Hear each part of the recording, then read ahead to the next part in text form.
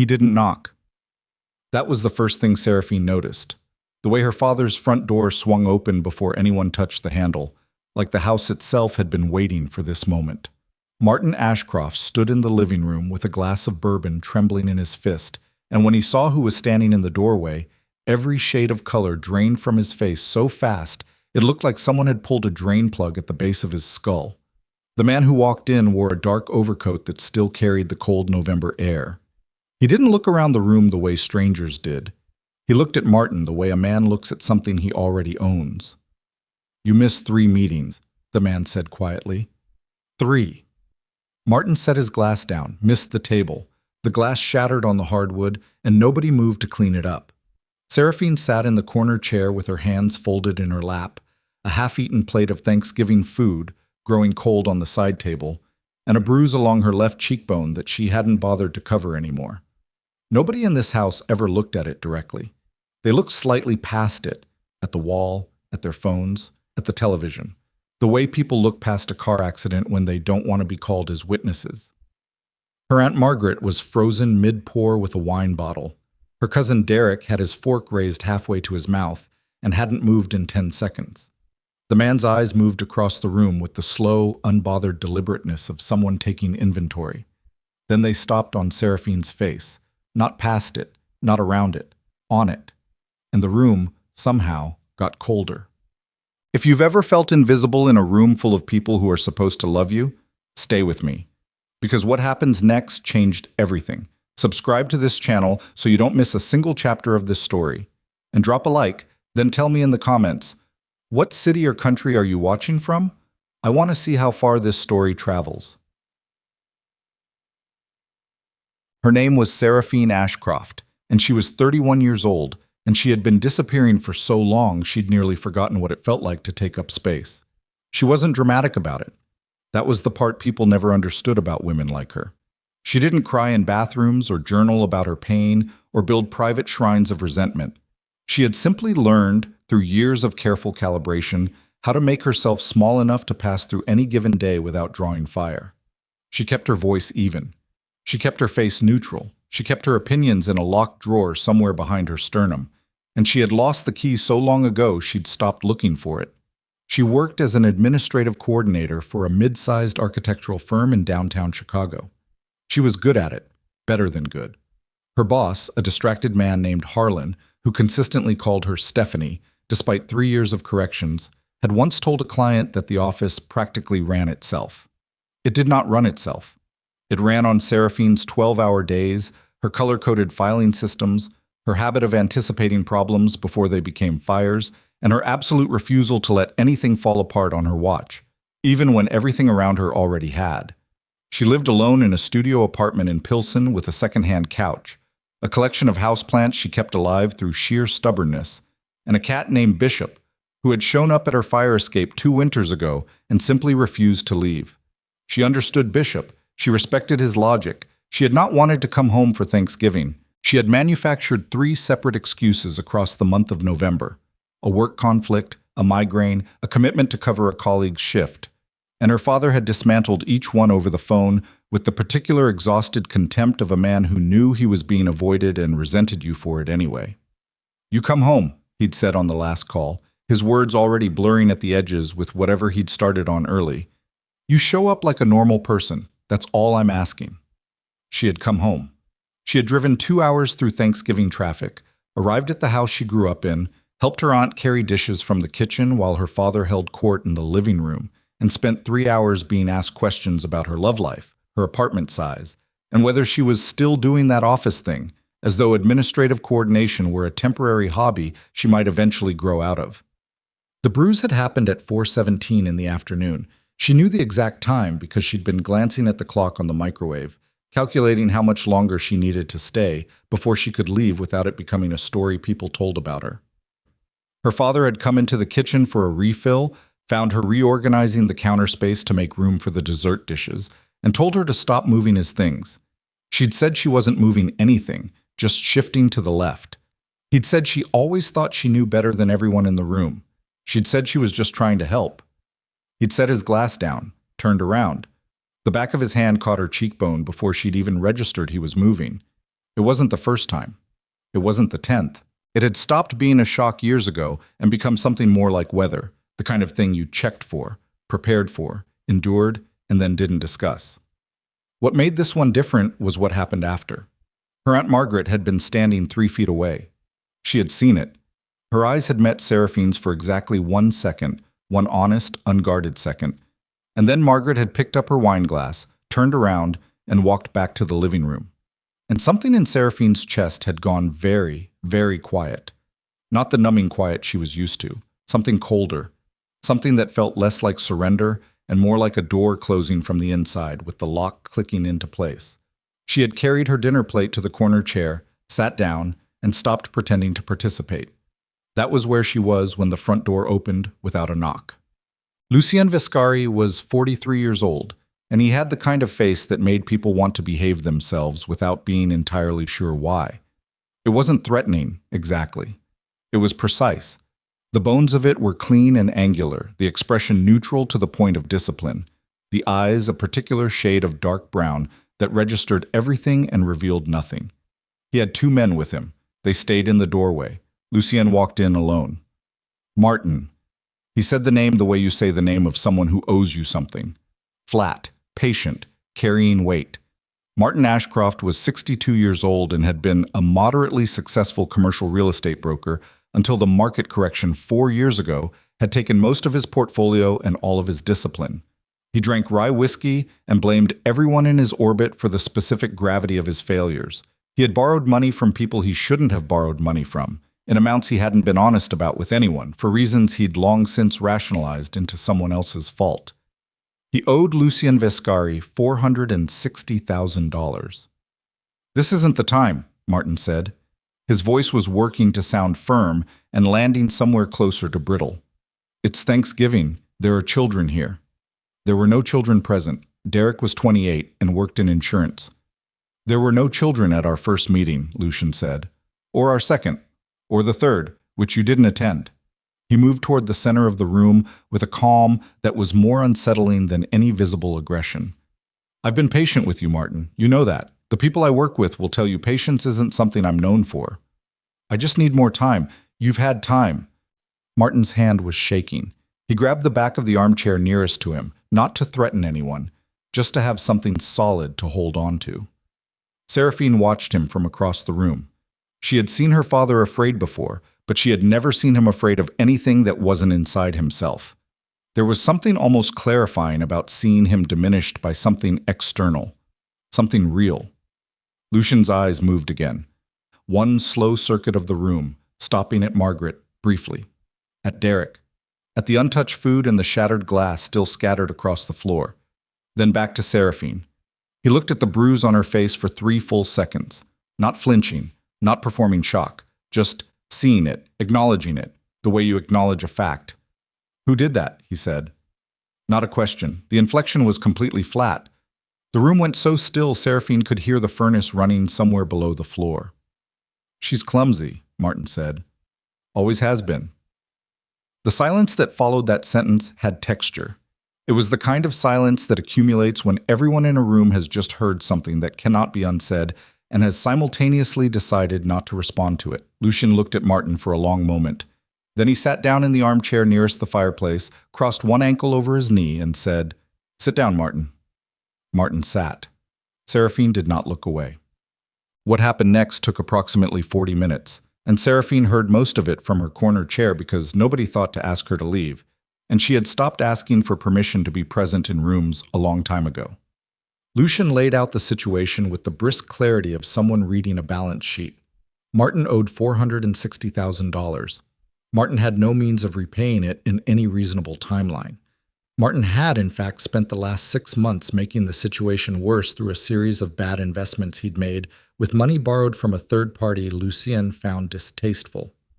"Your options are limited," Lucien said. "I want to be honest with you about that because I think you've been dishonest with yourself about it for some time." Martin was sweating. "I have assets. You have one asset, the house, which has a second mortgage and a tax lien, which means its net value to me is approximately $40,000. Lucien paused. "You have a daughter." The room shifted. Seraphine felt it before she understood it. a change in atmospheric pressure, the way a room feels right before a storm makes landfall. Her Aunt Margaret set down her wine glass. "I'm not," Martin started. "I'm not suggesting what you're imagining," Lucy said, with a sharpness that silenced him instantly. "I run a significant organization. I have 17 entities operating across 6 states. My administrative infrastructure is," he paused, searching for the word, "behind where it needs to be. I had someone managing it for 8 years who retired in September. I've been looking for someone with a particular skill set." He looked at Seraphine again. Not the way her father looked at her. Not the way her boss looked at her, or her aunt, or any of the people in her life who saw her in the peripheral sense, as a presence that did things, completed tasks, made situations more manageable. He looked at her like he was actually reading her. "You manage an architectural firm's operations," he said. She blinked. "How do you know that?" "I know most things about people I'm connected to through debt," he said. "That's not surveillance, that's paperwork." She stared at him. "Okay." "Your performance reviews are consistently exceptional. Your employer underpays you by roughly 30% for your role. You've rebuilt their contract filing system twice without being asked and without receiving credit. You speak conversational Spanish and have taken coursework in financial compliance." He paused. "You're also clearly the only person in this room who has been paying attention to the last 40 minutes. She was aware of her father looking at her from across the room with an expression she couldn't fully interpret, something between calculation and resentment. "What exactly are you proposing?" she said. "A 90-day contract, executive administrative work, organizational restructuring of my operational infrastructure. You would be compensated at a rate significantly above market. At the end of 90 days, the contract either continues under renegotiated terms or concludes cleanly." He paused. "If you accept, your father's debt disappears. Completely. No further contact, no residual obligation. And if I decline?" Lucian's expression didn't change. "Then we discuss your father's situation through different channels." Seraphine looked at her father. Martin's jaw was tight. I wasn't looking at her. He was staring at the fireplace with the expression of a man who has already decided how this ends and is simply waiting for everyone else to catch up. "Can I ask you something?" she said to Lucian. "Yes." "Why are you doing this here, tonight, in front of his family?" Something moved behind Lucian's eyes, just briefly. "Because I wanted him to have witnesses," he said, "and because I wanted to give you the choice in front of witnesses as well, so that no one can misremember the terms later." She sat with that for a moment. Around her, the family Thanksgiving had decomposed completely. Derek was on his phone. Margaret was very still, holding her empty wine glass. The food had gone cold. The shattered bourbon glass was still on the floor. "Can I have until morning?" she said. Lucian stood. He reached into his coat, produced a business card, and set it on the side table next to her cold dinner plate. "Until 8 a.m., he said. "After that, I make other arrangements." He walked to the door. His 2 men fell into step behind him without a word. At the threshold, he stopped. He didn't turn around, but his voice carried clearly across the room. "Martin," he said, "that glass has been on the floor for 40 minutes. Clean it up." He left. Martin Ashcroft looked at the shattered glass on the floor of his own living room for a long time. Then he bent down, slowly, and started picking up the pieces. Nobody helped him. Seraphine didn't sleep that night. She lay on the narrow guest bed in her old room, the one that still had the ghost marks on the wall from a poster she'd taken down 10 years ago. And she stared at the water stain on the ceiling and let herself think clearly, which was something she didn't always give herself permission to do. She thought about the business card on the side table downstairs, which she hadn't touched. She thought about the $460,000 and what it meant that she hadn't known about it, and what it meant that her father had looked at her, in that room, with that calculation in his eyes. She thought about her apartment in Pilsen, and Bishop the cat, and the houseplants that would need watering, and her job at the firm where Harlan would call her Stephanie until she retired or died. She thought about the moment when Margaret's eyes had met hers across the kitchen and then looked away. She thought about Lucien Viscari sitting in her father's armchair like he owned the oxygen in the room, looking at her face like the bruise on it was a fact he intended to account for. She wasn't naive. She knew what kind of man he was. She'd understood that much from the quality of the fear in her father's body. And Martin Ashcroft feared very little, which meant whatever Lucian Viscari represented was significant enough to cut through decades of self-mythology. But she also knew this. She had been living inside someone else's emergency for 31 years. She had organized it, managed it, absorbed the fallout of it, and received nothing for the labor except more emergency. The firm that called her invaluable and paid her 30% below market.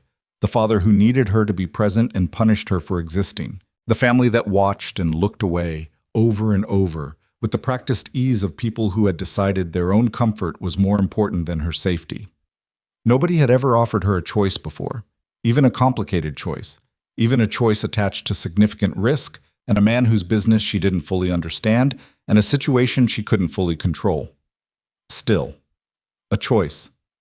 At 5:47 in the morning, she got up, washed her face, and looked at herself in the bathroom mirror for a long time. The bruise had darkened overnight. She pressed her fingertips against it lightly, not to test the pain, just to confirm it was real. She went downstairs. She found the business card. She took a photograph of it with her phone. Then she went back upstairs, packed the bag she'd brought for overnight, and carried it to the front door.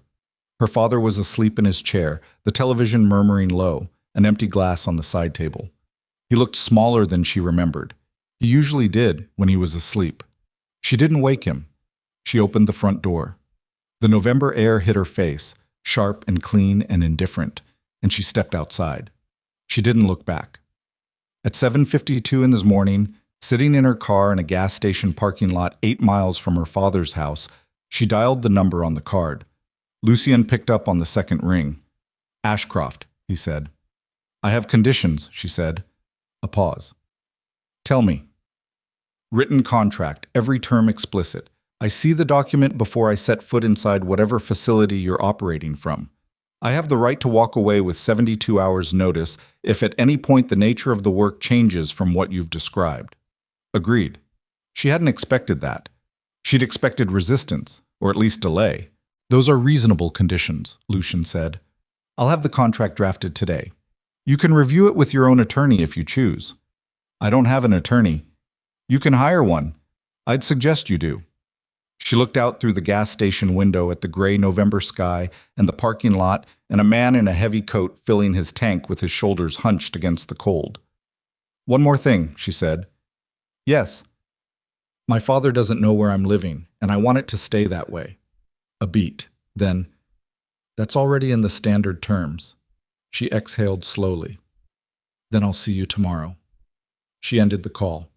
She sat in the parking lot for another 3 minutes, watching the man in the heavy coat finish at the pump and drive away. Then she started her car and drove toward whatever came next. She did not feel brave. She felt something quieter than brave, something closer to resolved. The way you feel when you finally stopped arguing with the weather and just decided to walk into the rain. The bruise on her face was real. The morning was cold. The road ahead of her was uncertain in ways she couldn't yet fully articulate. But for the first time in longer than she could accurately calculate, every single decision in front of her was hers to make. She drove north toward the city as the sun came up gray and flat behind the clouds, and the bare trees on either side of the highway stood in the cold without apologizing for what they were. The contract arrived at 11:14 that same morning. Not by email, by courier. A young man in a plain gray jacket who knocked on the door of her Pilsen apartment with a sealed envelope and was gone before she finished signing the receipt. Seraphine stood in her doorway in yesterday's clothes, bishop weaving around her ankles, and held the envelope for a long moment before she opened it. 14 pages. Single-spaced. Dense, clean legal language with none of the softening filler that usually padded documents written to obscure rather than clarify. She read it twice, once fast, scanning structure, then again slowly, line by line, the way she read everything that mattered. It said what Lucian had told her it would say. Executive Administrative Services. 90 days. Compensation listed explicitly. A number that made her stop and read it 3 times to confirm she hadn't misplaced a decimal. Termination clause with 72 hours notice. Her right, no penalty. Confidentiality terms that were strict, but not unreasonable.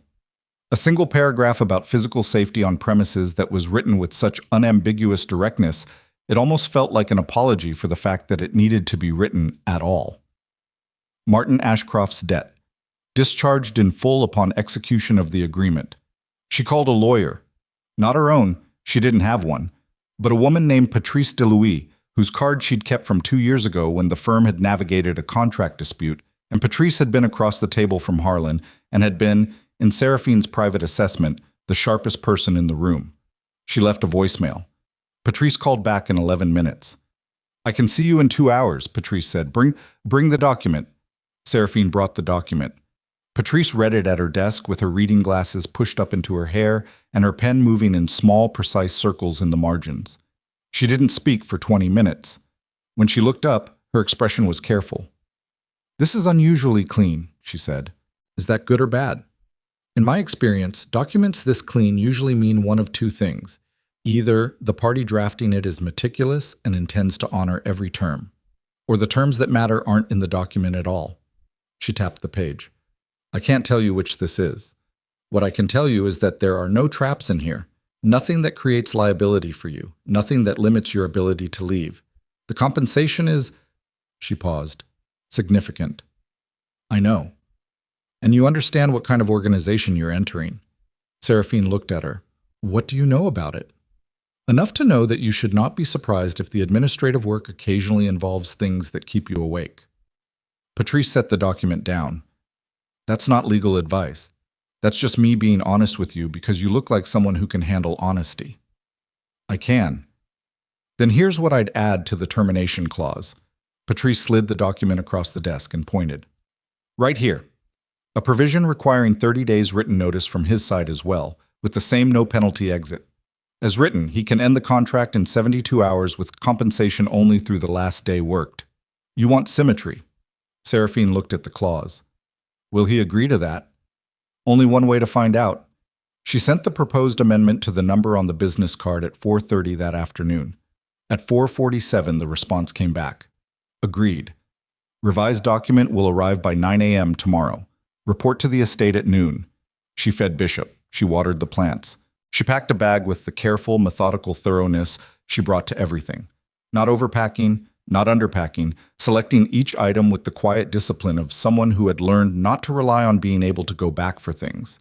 She slept better than she expected. The estate was 40 minutes north of the city, set back from a 2-lane road behind a tree line that screened it completely from passing traffic. The driveway was long and unmarked. The gate was the kind that didn't announce itself. No visible mechanism, just a break in the stone wall that recognized the car she'd been told to rent for the duration and opened without ceremony. She had expected something designed to project power, columns maybe, stone facades, the architectural vocabulary of men who needed their wealth to be visible. What she found was more unsettling in its restraint. The main house was large but not ostentatious, dark timber and stone, clean lines, windows that were wide enough to let light in, but positioned in ways that didn't reveal what was inside. The grounds were maintained without being manicured. A boathouse visible through the bare November trees at the edge of the property. 3 other structures of varying size arranged at pragmatic distances. There were people moving. Not many, and not visibly armed, but purposeful. The kind of movement that came from established routine rather than performance. A woman met her at the front entrance. Mid-50s, compact, silver hair cut close, wearing a dark sweater and carrying a tablet. She introduced herself as Nora and extended her hand with the brisk directness of someone who had no interest in wasting the first 10 minutes on pleasantries. "I'll show you the office wing," Nora said. "Mr. Viscari is in a call for the next hour. He asked me to get you oriented." "What's your role here?" Seraphine asked, following her inside. "Operations management, physical infrastructure, staffing, logistics." A brief pause. "I've been here 9 years." Seraphine noted the precision of that number. Not almost a decade. 9 years. "Who did I replace?" she said. "A man named Callum Driscoll." Nora didn't break stride. "He was very good. He retired to be closer to family. He is genuinely retired. I know what you're wondering, and the answer is yes. He lives in Galway and sends a Christmas card." Seraphine almost smiled. "What did he struggle with?" Nora stopped walking. She turned and looked at Seraphine with an expression that was not quite approval, but was adjacent to it. "The digital migration. 8 years of paper records that need to exist in a system that can be searched, cross-referenced, and secured. He understood the records perfectly. The technology defeated him. She paused. Does it defeat you? No. Good. Nora turned and kept walking. The office was not what she expected either. It was large, 2 connected rooms with high ceilings and good light from north-facing windows. Filing systems that were logical in their original structure but had calcified over years into something between an archive and a debris field. 4 separate filing cabinets that clearly predated any attempt at standardization. A server unit in the corner that was 3 generations behind current standards and humming with the anxious energy of something held together by familiarity rather than actual function. Boxes, stacked along one wall, labeled in a handwriting she didn't recognize, with a date range that spanned 8 years. She stood in the center of it and breathed. She had walked into offices like this before, not criminal empires, obviously, but the underlying problem was the same: an organization that had grown past the system built to contain it, and a collection of records that held critical information nobody could efficiently locate. It was, in the unsentimental language of her professional brain, a tractable problem. She opened the nearest filing cabinet, pulled out the top folder, read the first page. She was still reading 40 minutes later when Lucien Vescari walked in. He looked different outside the context of her father's living room, or rather, he looked the same, but the context made the sameness more legible. In his own space, the precision of him made sense. He wore a dark shirt, no tie, sleeves rolled to mid-forearm. He moved without announcement, which seemed less like arrogance than habit. "How bad is it?" he said from the doorway. She looked up. The filing structure is internally consistent but not externally navigable, which means Callum understood it and nobody else did. That's a single point of failure that's been compounding for 8 years. She set the folder down. "The server needs to be replaced yesterday. The backup protocols are..." She stopped. "Are there backup protocols?" A pause that told her the answer before he spoke. There were. Callum managed them manually. When he left. "So you have 8 years of organizational records on a server that hasn't been properly backed up since September." Lucian looked at the server with an expression that was, for one brief moment, almost rueful. "Yes. That's not an administrative problem," she said. That's an emergency." "I know. Why didn't you address it when he left?" "I was addressing it," Lucian said. "I was looking for the right person." She held his gaze for a moment. He didn't look away. Neither did she. "I need a current generation server unit, a data migration specialist for the first week, and access to every password and credential Callum used. All of it. If there are things in here you don't want me to see, tell me now, and we'll figure out a structure for that. But I can't work around locked doors I don't know exist." "There are 2 categories of locked doors," he said. "Financial compliance records related to ongoing legal matters. I'll have counsel brief you on what you can access. And personnel files," he paused. "Personnel files stay with me until I determine what you need." "That's acceptable," she said. "For now." Something shifted in his expression. "For now." 90 days, Mr. Vescari. I don't work indefinitely around obstacles." "Lucien," he said, "the Mr. Vescari thing will get old very quickly." She looked back at the filing cabinet. "It'll get old on my schedule." He was quiet for a moment, then, "Fair enough." He turned to leave, stopped. "Nora will get you anything you need. Dinner is at 7 if you want it. It's not mandatory. Your quarters are in the East Wing. The code is in the envelope Nora gave you." He paused at the door. "And Seraphine." "Yes. I don't bring people into this house to use them." He said it with the same flat directness he'd used in her father's living room. "I want you to understand that." She didn't answer immediately. She looked at him, at the set of his jaw, the particular quality of stillness in his posture, the way the statement had come out without softening or appeal. "I'll form my own conclusions," she said. He nodded once and left. She turned back to the filing cabinet and got to work. The first week was 12-hour days and no conversation she didn't initiate. She built a complete inventory of existing records before touching anything, a habit she'd developed early. You don't reorganize what you don't understand. She mapped the filing structure, cross-referenced it against a ledger she found in the bottom drawer of the second cabinet, and spent an entire day simply reading, not for content, but for architecture. Understanding how Callum's mind had organized information told her what categories he'd considered primary and what he'd treated as subordinate, which in turn told her where the gaps would be. The gaps were exactly where she expected: financial cross-referencing between entities, and anything that had arrived in the 18 months before Callum retired, when his system had clearly started bending under volume it wasn't designed to handle. She built a new taxonomy in a notebook first. Paper. She'd learned that digital systems impose structure before you understood the problem, which meant you built the scaffolding and then tried to fit the building to it. Paper let you erase. She ate dinner at the communal table in the main kitchen twice in the first week. The staff, 8 people whose functions she was gradually mapping, like everything else, were polite but measured. They watched her with the careful neutrality of people accustomed to being watched themselves. Nobody asked her personal questions. Nobody was unfriendly.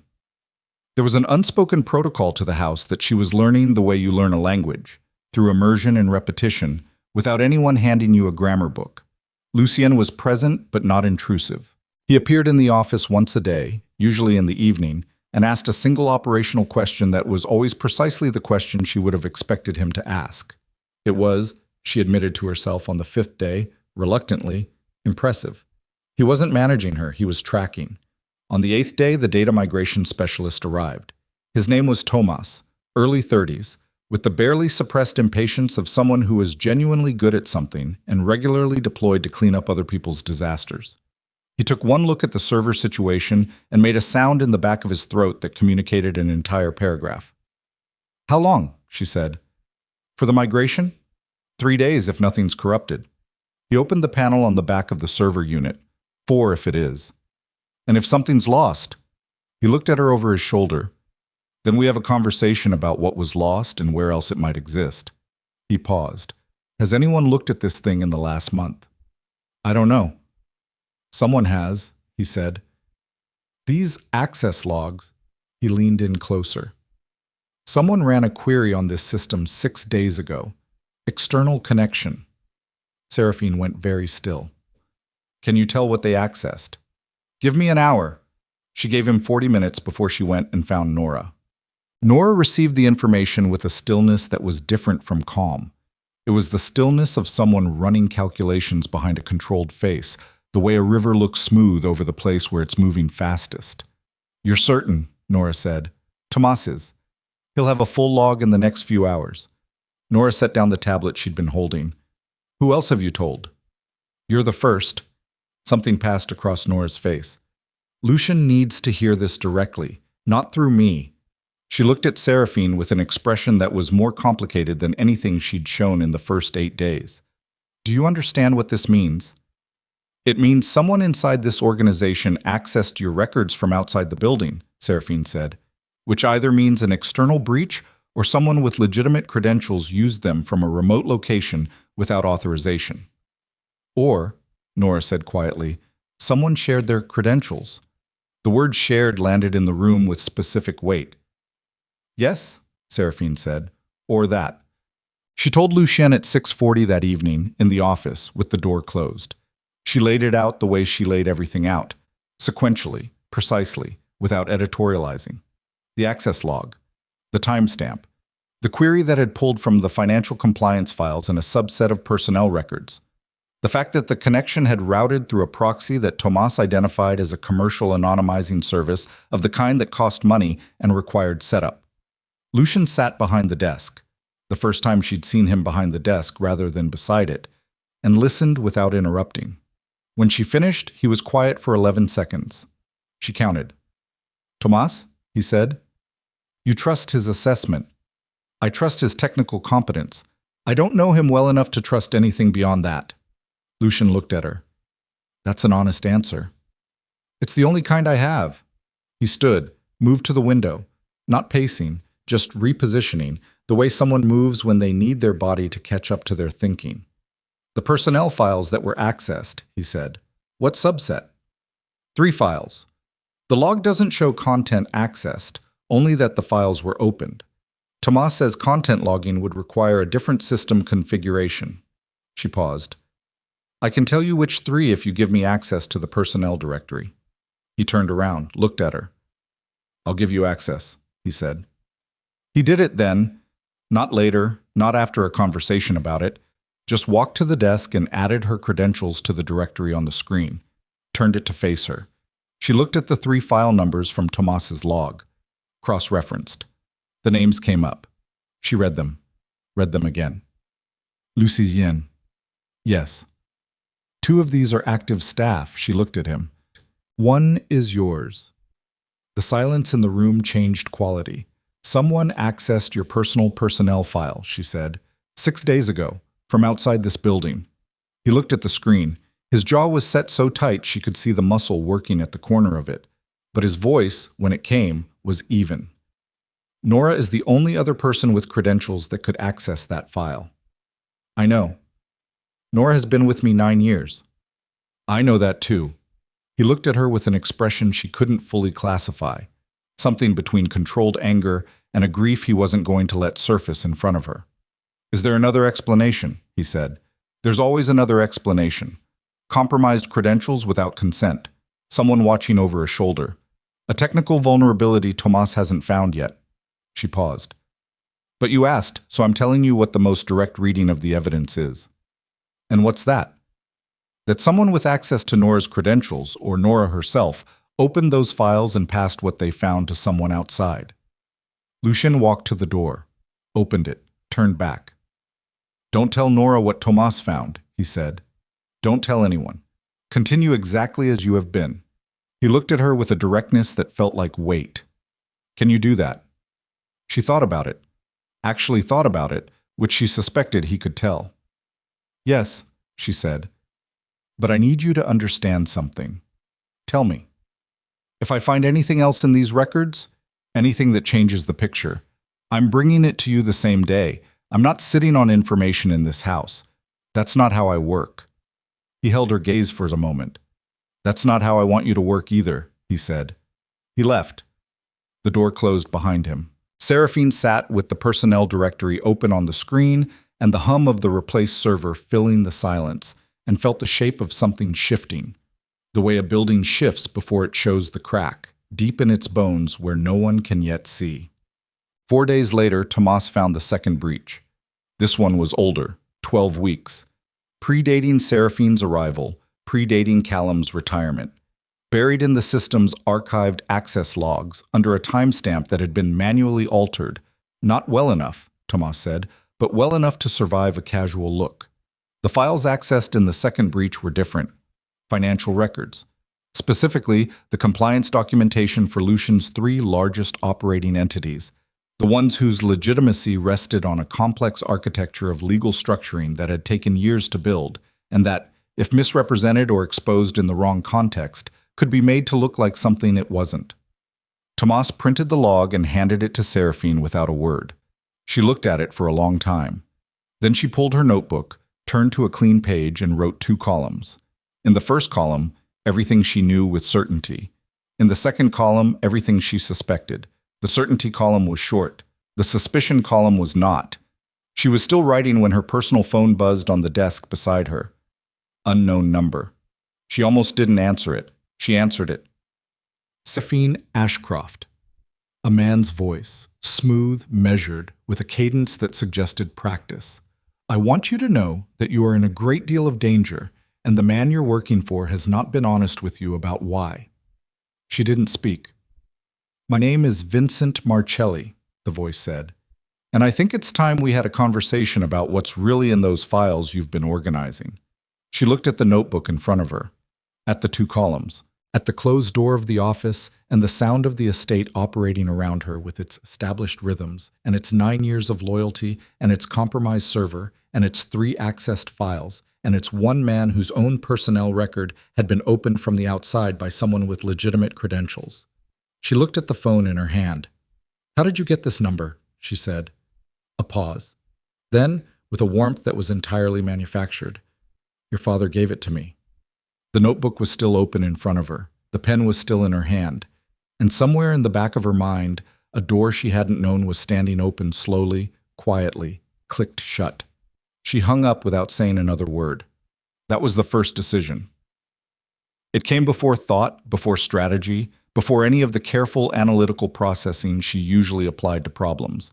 Just a clean, instinctive motion, her thumb finding the end call button and pressing it with a finality that felt almost physical. She set the phone down on the desk face up and looked at it the way you look at something that has just changed the room it's sitting in. Your father gave it to me. She picked up the notebook. Read the 2 columns again. Then she turned to a new page and wrote one sentence at the top. What does Marcelli want me to believe? She underlined it twice and sat with the question, because in her experience, limited as it was in this specific context, the most dangerous information was information delivered voluntarily. People didn't hand you things unless handing you those things served them. The question was never what they told you. The question was what they needed you to do with it. Marcelli had wanted her afraid, or confused, or more likely, both. What he'd actually given her was a data point. Her father was in contact with him, had been in contact with him long enough to hand over a personal cell number that she'd only had for 3 weeks, which meant Martin Ashcroft hadn't wasted any time after Thanksgiving finding a way to make himself useful to the people threatening Lucian's organization. She wrote, Father, timeline. When did contact begin? She wrote, what does M think I have access to? What does he want from inside this office? She wrote, does Lucian know? She stared at that last line for a moment. Then she closed the notebook, tucked it into the inside pocket of her bag, and went to find him.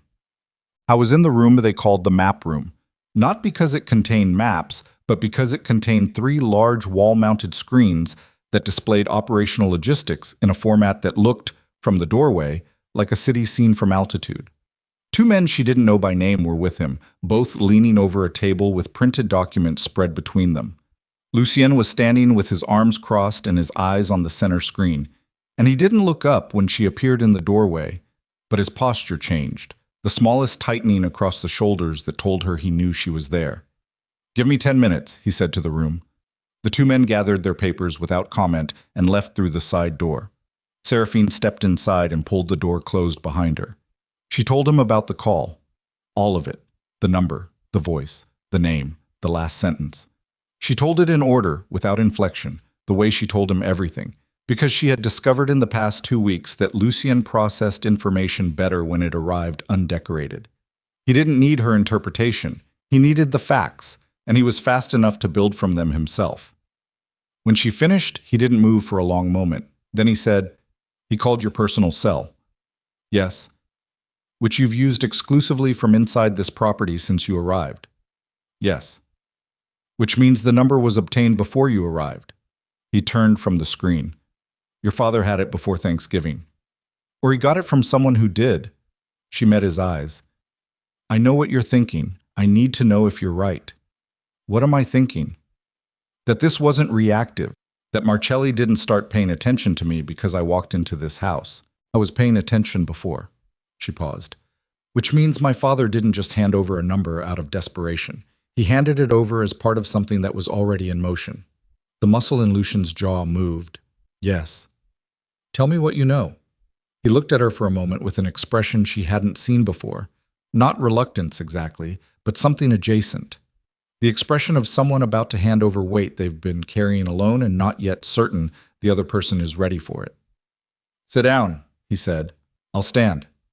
He almost nodded, accepting it, not fighting it.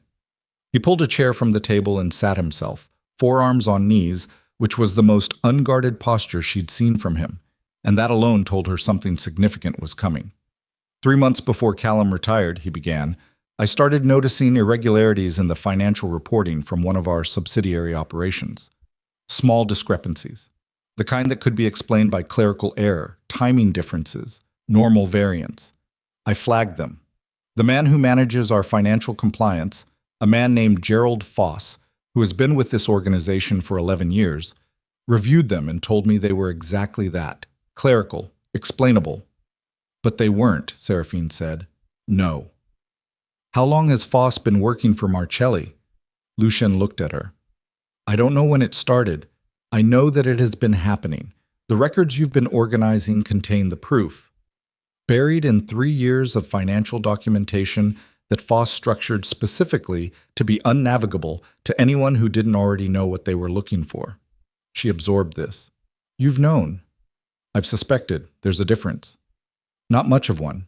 She kept her voice flat, not accusatory, just precise. You brought me here to find the proof. Partly. What's the other part?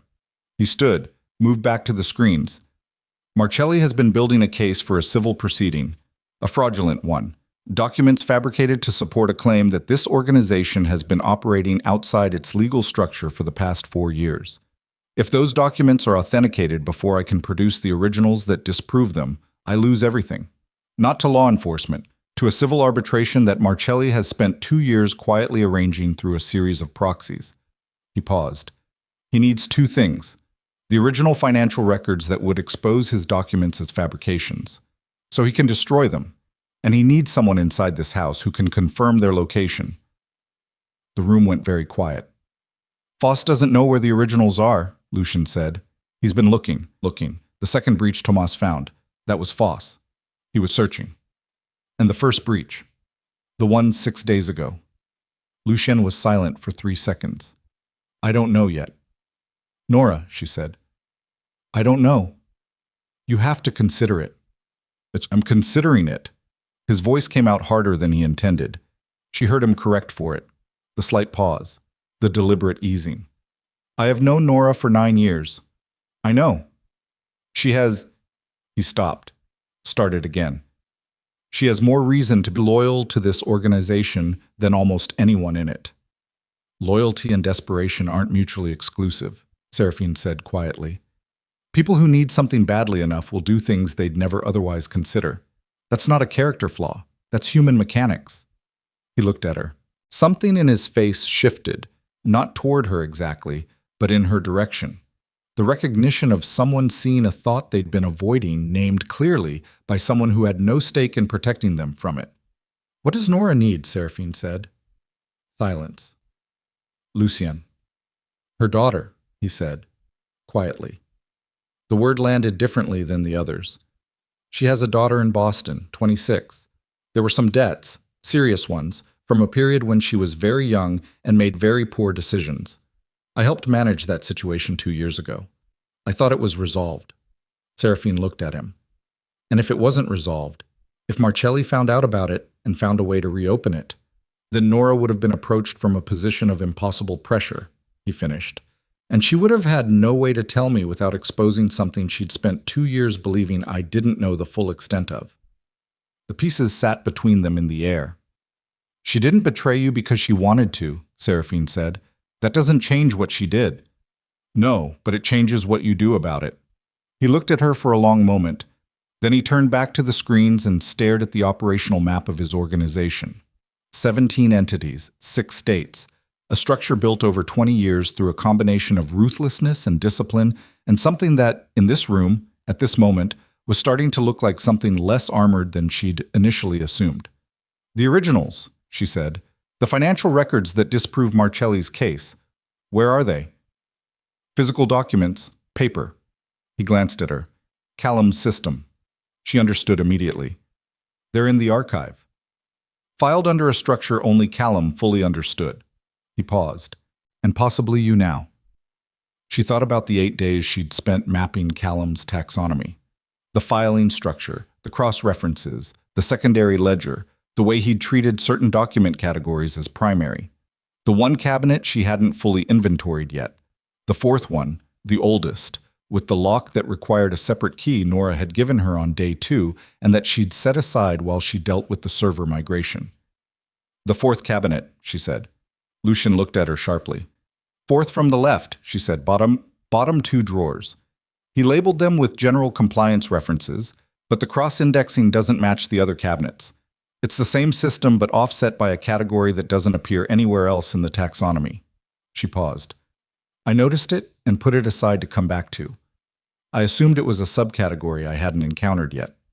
It's not. No, she said. I don't think it is. She moved toward the door.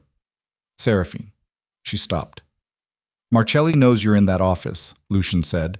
If your father told him your number, he told him what you're doing, which means Marcelli knows the originals are findable, and he knows someone with the skill to find them is here. He paused. You are not safe in that office tonight. She turned around. Then we move faster. Well, She was in the archive by 9 that evening. The fourth cabinet's bottom drawers held 47 folders. She worked with the secondary ledger open on the desk beside her, cross-referencing as she went, and the picture assembled itself with the slow building clarity of something that had always been there waiting for someone to look directly at it. Callum had not been careless. He had been, in his own particular way, brilliant, the kind of brilliance that disguises itself as disorder. The documents were misfiled by the standards of every other cabinet in the room, but they were not misfiled by Callum's standards. They were exactly where he'd put them, organized by a logic that was invisible until you'd spent 8 days living inside how his mind worked. Financial compliance records. 3 years of them. Original documents, signed, dated, authenticated, that established precisely and irrefutably the legitimate operating structure of Lucian's 3 largest entities. The same entities whose records Foss had accessed in the second breach. The same records Marcelli's fabricated case needed to contradict. She found the controlling document at 11:22 p.m., a master audit report from 3 years prior, signed by an independent accounting firm, that would, in any honest proceeding, expose Marcelli's documents as what they were. She held it under the desk lamp and read it twice. Then she heard the door. Not the main office door. The side entrance. A secondary door she'd never seen anyone use, set into the wall behind the server unit and covered, until this moment, by the banker boxes she'd stacked there during her reorganization. The boxes were moving. She didn't scream. She didn't freeze. She did the thing she'd been doing her entire life in moments of sudden threat. She went very still, very fast, and let her brain catch up to her body. Gerald Foss stepped through the door.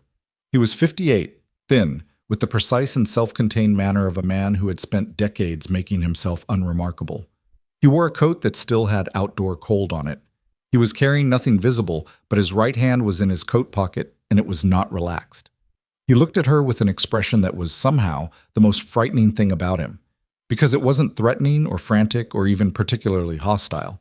It was the expression of a man who had done math and arrived at an answer he found regrettable but acceptable. "Ms. Ashcroft," he said, "I apologize for the hour." She had the audit document in her hand. She set it down on the desk with a motion that was as unhurried as she could make it and placed her hand flat on top of it. "Gerald," she said, because she'd learned his name, and using it was the fastest way to slow a situation down. The acknowledgement of personhood, the suggestion of relationship, the implication that what happened next wasn't inevitable. "I need whatever you've taken from that cabinet," he said. "I'm not going to pretend I'm here for another reason."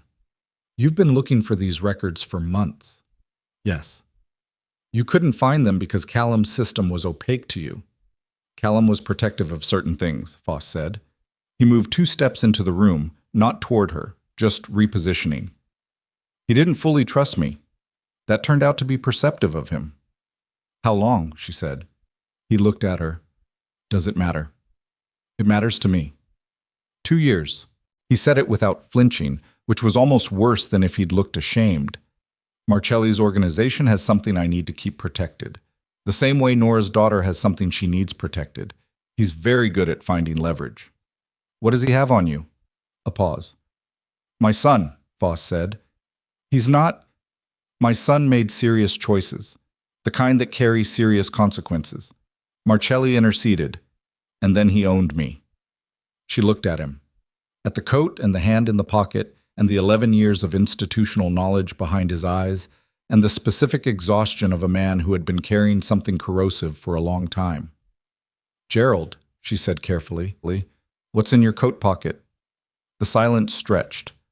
"I'm not a violent man," he said. "I believe you. But I am a desperate one." He looked at the audit document under her hand. "And I have run out of options that don't involve this room." "You haven't run out," she said. "You've just been looking at the wrong set of options." "Don't do that," he said, and for the first time his voice cracked slightly at the edge.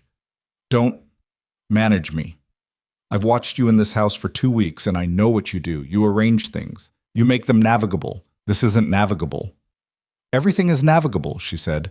"That's not optimism. That's just true." "Give me the document." "If I give you the document, Marcelli's case succeeds. Everything in this organization, 17 entities, everyone who depends on this structure, is dismantled through a fraudulent civil proceeding. You know that. I know that. And your son is still owned by a man who will always find a new use for that ownership. His jaw tightened. Handing him what he wants doesn't free your son, she said. It just confirms that the leverage works. And men like Marcelli don't release leverage that works. They find additional applications for it. Foss looked at the floor. His hand came out of his coat pocket. Empty. She exhaled without letting it show. Sit down, she said. I can't. Sit down, Gerald, please. He sat in the chair across from her desk. He looked at his hands. He looked like what he was. A man who had been living in a trap of his own making for 2 years and had come here tonight because he'd run out of the energy to pretend there was still a dignified exit. She reached for her phone. I'm going to call Lucien, she said. Not because I'm alerting anyone or moving against you, because the only way out of this for you, the only one that actually resolves the threat to your son, goes through him. And he needs to hear what you just told me. Foss looked up. I don't know what he'll do, she said honestly. But I know what Marcelli will do if this proceeds, and so do you. She called. Lucien picked up on the first ring, which told her he'd been awake. Office, she said. Now, and come alone. What? What happened in the next 2 hours would not be clean or comfortable or resolved in the way television implied resolutions were. A conversation, a decision, a cleared air. It was messy and recursive, and at several points Foss's voice broke entirely, and he had to stop and collect himself while Lucien sat across from him with a face that was impossible to read, and Seraphine sat between them like a human circuit breaker, redirecting voltage when it spiked too high.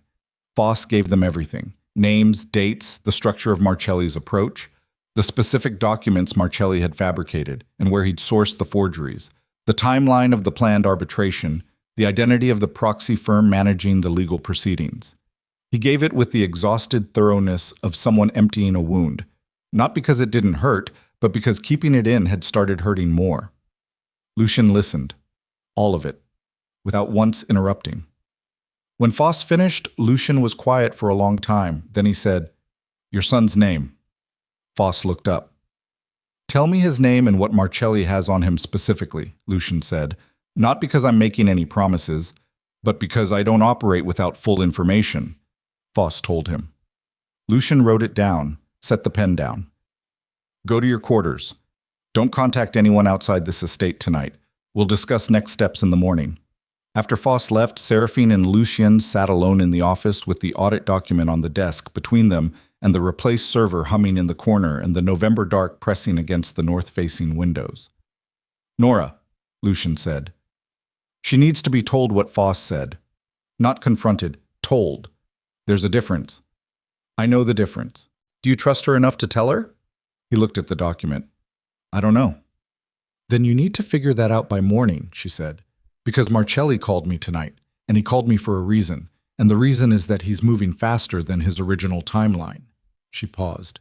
Something changed. Something made him accelerate. Lucien looked at her sharply. I don't know what yet, she said, but I need access to the financial compliance files tomorrow, the full set, including the ones under legal restriction. I need counsel's clearance by 8 a.m. You'll have it. And I need you to tell me the truth about one more thing. He met her eyes. The photograph, she said. The surveillance photo of me inside this estate. The one someone sent anonymously with "She works here" written on the back. She kept her voice level. Marcelli mentioned it on the phone, not in those words, but he referenced what I've been doing here in a way that wasn't consistent with just having my phone number. He knows more about my work in this office than could come from a cell number. She paused. Who took that photograph, Lucien? And who sent it? The silence that followed was the longest he'd given her. I received that photograph, he said finally, 4 days after you arrived. Who sent it? It came from a number I traced back to a disposable phone purchased in the south suburbs of Chicago. He looked at her with something in his eyes that had moved past controlled and was sitting now in a territory that was harder to name. I believe it was sent by your father. She sat with that. Took it in. Let it settle. He sent Marcelli a photograph of me inside this estate, she said, confirming my presence here, while I was in the process of organizing records that could destroy Marcelli's case. Yes. He knew what he was doing. Lucienne was quiet. He wasn't desperate, she said. He wasn't panicking. He made a decision. She looked at the desk. At the audit document, the notebook, the secondary ledger, the 9 days of her own labor accumulated in this room. He sold me to Marcelli before the ink was dry on the contract. Nobody said anything for a long moment. Outside, the November wind moved through the bare trees at the edge of the property and pressed against the north-facing windows without getting in. Seraphine looked at the audit document. She thought about the fourth filing cabinet, and Callum's invisible taxonomy, and Foss's empty coat pocket, and Nora's daughter in Boston, and her father's voice on the phone in November saying, "You come home. You show up like a normal person." She thought about the woman who had driven away from that house in the gray morning and told herself the road ahead was uncertain, but hers. It was still hers. That part hadn't changed. What had changed was the road. She picked up the audit document and looked at Lucian. "We have 72 hours, she said, before Marcelli moves. Maybe less." She set the document down in front of him. "So here's what we're going to do." She talked for 40 minutes. Lucian didn't interrupt once. She laid it out across the desk. The audit document anchoring the center, the notebook open beside it, the secondary ledger flagged at 3 pages she'd marked during the previous hour's work. She drew connections between documents the way she'd been drawing them for 2 weeks. Except now she wasn't building an organizational map. She was building a defense, and then, if the defense held, a counterattack. The core of it was this: Marcelli's fabricated documents needed to be authenticated before the arbitration could proceed. Authentication required a specific verification process through a third-party compliance examiner, a process that, under the procedural rules of the arbitration structure Foss had described, required 48 hours minimum once initiated. Marcelli had almost certainly already initiated it, which meant the clock wasn't theoretical. It was running right now, somewhere in the legal infrastructure of Chicago, ticking toward a moment when fraudulent documents would be treated as real ones, and the real ones would be assumed to not exist. If the originals are authenticated and submitted before the verification window closes, Seraphine said, his documents become not just wrong, they become evidence of fraud. The arbitration doesn't just fail, it reverses. Everything he's built toward for 2 years collapses. The submission window, Lucian said, closes in 61 hours from right now. He looked at the clock on the wall, 1:47 a.m. "The originals are here," he said. "Yes. And I need to spend the next 6 hours making sure I have every document in that cabinet inventoried and cross-referenced against Foss's description of what Marcelli fabricated, so I know exactly what we're submitting and why each piece matters." She paused. "But there's a problem. The submission has to go through legal counsel," Lucian said, "and my legal team has to be verified as representing the organization in this arbitration before they can submit anything. That process requires Nora's signature," Seraphine said. The room went still. Because Nora was the registered administrative authority for Lucien's legal representation across every entity. Callum had structured it that way 11 years ago, and nobody had changed it because Nora had been 9 years of bedrock, and nobody changes bedrock. "She has to sign the authorization," Seraphine said. "There's no workaround in the time we have." Lucian stood. He walked to the window. The same window he'd stood at hours ago, looking at the operational map of an organization that was, right now, being quietly asphyxiated from 3 directions simultaneously. "If she's compromised," he said, "then we have a different problem than the one we're trying to solve." Seraphine kept her voice even. "But I don't think she's compromised in the way you're afraid of. I think she's trapped. There's a difference, and it matters, because trapped people can be freed and compromised people can't." He turned around. "How do you know the difference?" "Because I spent 31 years being trapped," she said, "and I know exactly what it looks like from the inside." He looked at her for a long moment, the particular look she'd come to recognize over 2 weeks, the one where he was deciding how much of a thing to allow himself to believe. "Wake her up," he said. Nora came to the office in 15 minutes, dressed but not fully assembled, her silver hair uncombed, a coat pulled over what she'd been sleeping in, moving with the controlled speed of someone who'd been lying awake waiting for a knock anyway. She stopped in the doorway and looked at Lucian, then at Seraphine, then at the document spread across the desk. She knew. Seraphine could see it, not guilt exactly, but the specific alertness of someone who has been waiting for a specific conversation and has just walked into it. Sit down, Nora, Lucian said. I'd rather stand. Then stand. Silence. The furnace somewhere below, the server humming, 3 people in a room with insufficient oxygen and a 61-hour window.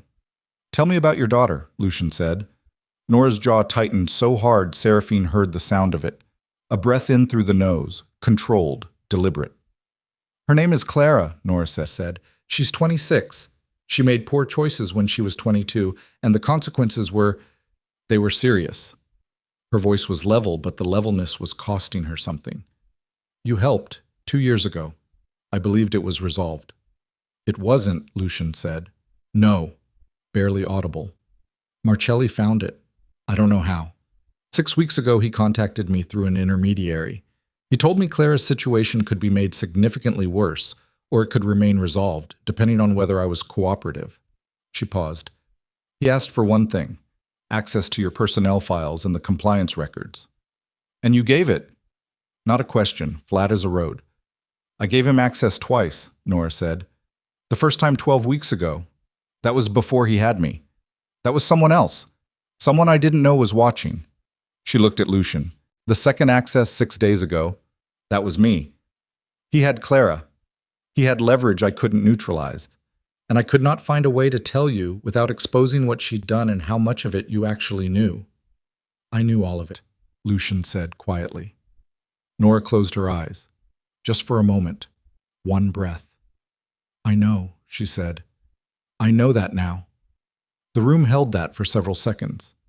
He's going to use what you gave him, Seraphine said. Not harshly, factually. Whatever was in those files that he needed, he has it. And he's moving faster than his original timeline because something changed. Either Foss stopped being useful, or he knows the originals have been found. Or both. Nora opened her eyes.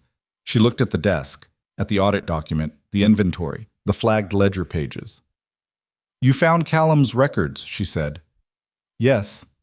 Something moved across Nora's face, something that in a different context would have looked like relief. I can fix the authorization, Nora said. Whatever you need submitted, whatever signatures are required, I can do that, tonight. We need more than authorization, Seraphine said. We need Clara free of his leverage before he finds out we're submitting the originals, because the moment he knows, she becomes a pressure point. She paused. Tell me exactly what he has on her, specifically. Nora looked at Lucian. Tell her, Lucian said. Nora told them. It took 12 minutes, and it was neither as catastrophic as Seraphine had feared nor as simple as it needed to be. The situation was untangleable. She could see the shape of it almost immediately. But untangling it required a call to someone in Boston before 6 a.m., and a particular sequence of documentation that, conveniently, was adjacent to the kind of administrative precision she'd been deploying for 2 weeks in this office. She picked up her phone. I need Foss, she said to Lucian. He blinked. Why? Because Marcelli got leverage over Nora through Clara and over Foss through his son, and the mechanism he used in both cases is the same. A specific legal instrument that can be contested through a compliance filing if the original terms of the instrument are examined. She was already pulling up search fields on her laptop. Foss's 11 years in financial compliance means he knows exactly how to document that contest, and he has reason to want Marcelli's leverage dismantled at the root. She glanced up. Get him. Lucian got him, balked him. By 4 a.m., the office had become something between a war room and an archive excavation. Foss sat at the secondary table with his coat off and his sleeves rolled, working through compliance documentation with the focused intensity of a man who had found, unexpectedly, a way to be useful that didn't require him to betray anything further. Nora had taken the authorization documents and was working through them at the desk with a pen that moved in quick, certain strokes. Seraphine moved between them, cross-referencing, pulling documents from the fourth cabinet, building the submission package with the architectural precision that was, at its core, the only weapon she'd ever had that she fully trusted. Lucien was on the phone, had been on the phone for 90 minutes with his legal counsel, a woman named Audra Solis who had been pulled from sleep and had responded to that with the sharpened attention of a professional who understood what a pre-dawn call meant. At 4:23, Lucian put the phone down and looked at Seraphine. Audra says if the package is complete and authorized by 7, she can have it in the arbitration system before noon. It'll be complete by 6:30, Seraphine said without looking up. She also says Marcelli's verification has been running for 19 hours, which meant 29 hours remaining. Seraphine did the math automatically, the way she did everything, quickly, without drama. Then we have time, she said. Barely. Barely is enough. At 5:10, Seraphine's phone rang. Unknown number, different from the one Marcelli had used before. New disposable, same source. She looked at the screen, looked at Lucian. He nodded once. She answered, put it on speaker. You've been busy, Marcelli said. His voice was unchanged, smooth, calibrated, the practiced warmth of someone who'd spent decades making manipulation sound like concern. I have to say, I underestimated your organizational capacity. That's not something I do often. What do you want? She said. I want to offer you something before this becomes more complicated than it needs to be. A pause with texture in it. The texture of someone who has already decided the outcome and is making the call as a courtesy. Walk away from the estate. Leave the documents where they are. In exchange, your father's debt remains discharged, and I personally ensure your professional reputation goes untouched in whatever comes next. And if I don't, then what I release to the media tomorrow morning makes the story about you considerably less flattering than the one you'd prefer. Another pause. I have photographs, Seraphine. I have communications. I have a narrative that places you inside a criminal organization, not as an employee, but as a willing participant in asset concealment. I can have that narrative published before your submission reaches any arbitration system. The room was completely silent. Foss had stopped writing. Nora had set down her pen. Seraphine looked at the desk, at the audit document, at the inventory she'd built over 9 days of 12-hour labor. You have 48 hours before your authenticated documents are accepted, she said. I have 29. My submission beats yours if my package is complete by 7 a.m. She paused. It'll be complete by 6:30. The media doesn't operate on arbitration timelines, Marcelli said.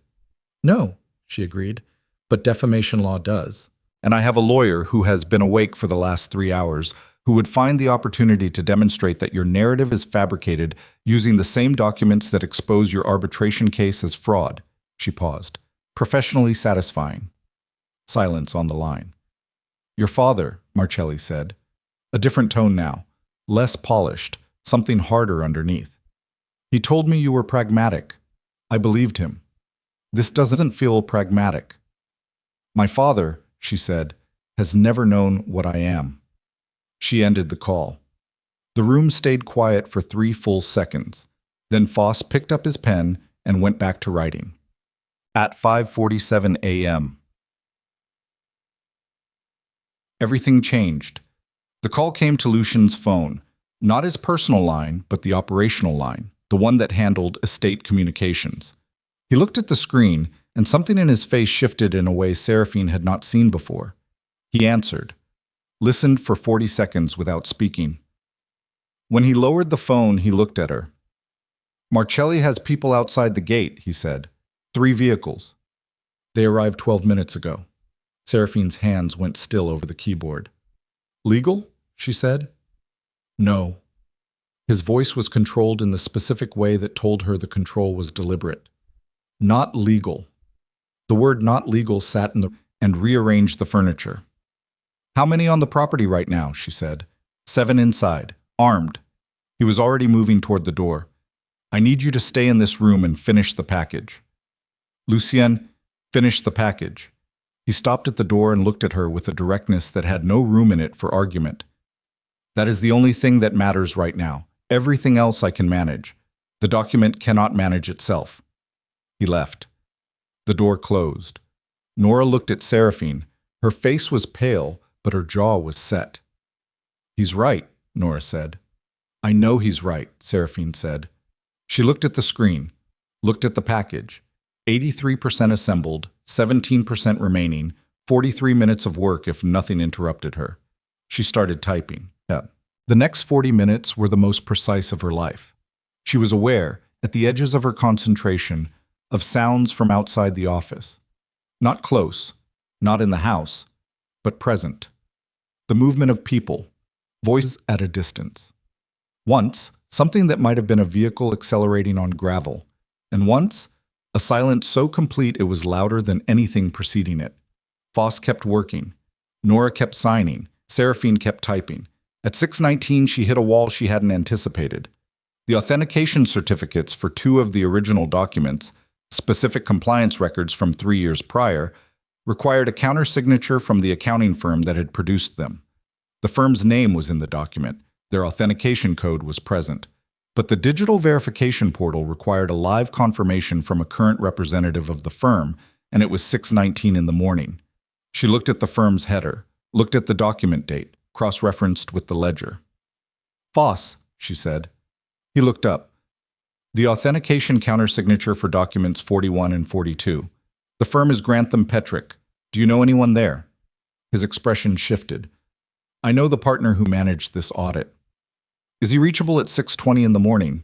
He plays squash at 5:30. He'll be at his desk by 6. Foss looked at the clock. "He's probably been at his desk for 15 minutes. "Call him," she said.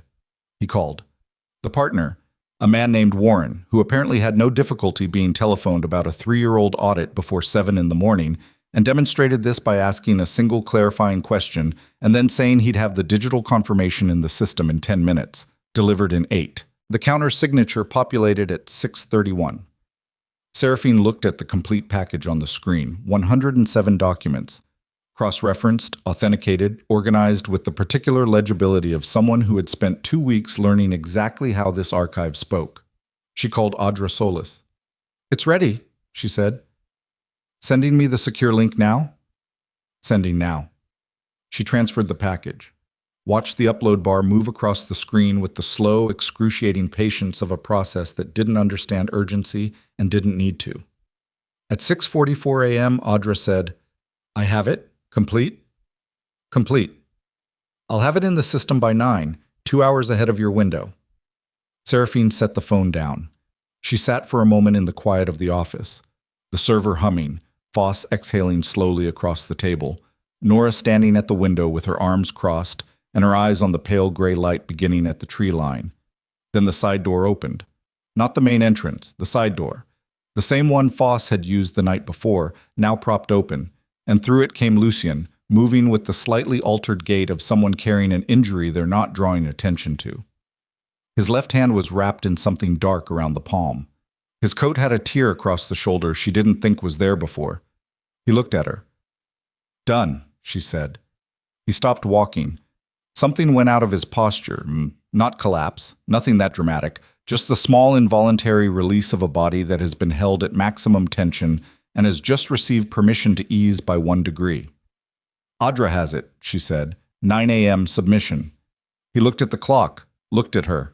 His eyes moved to the desk, to the empty space where the audit document had been.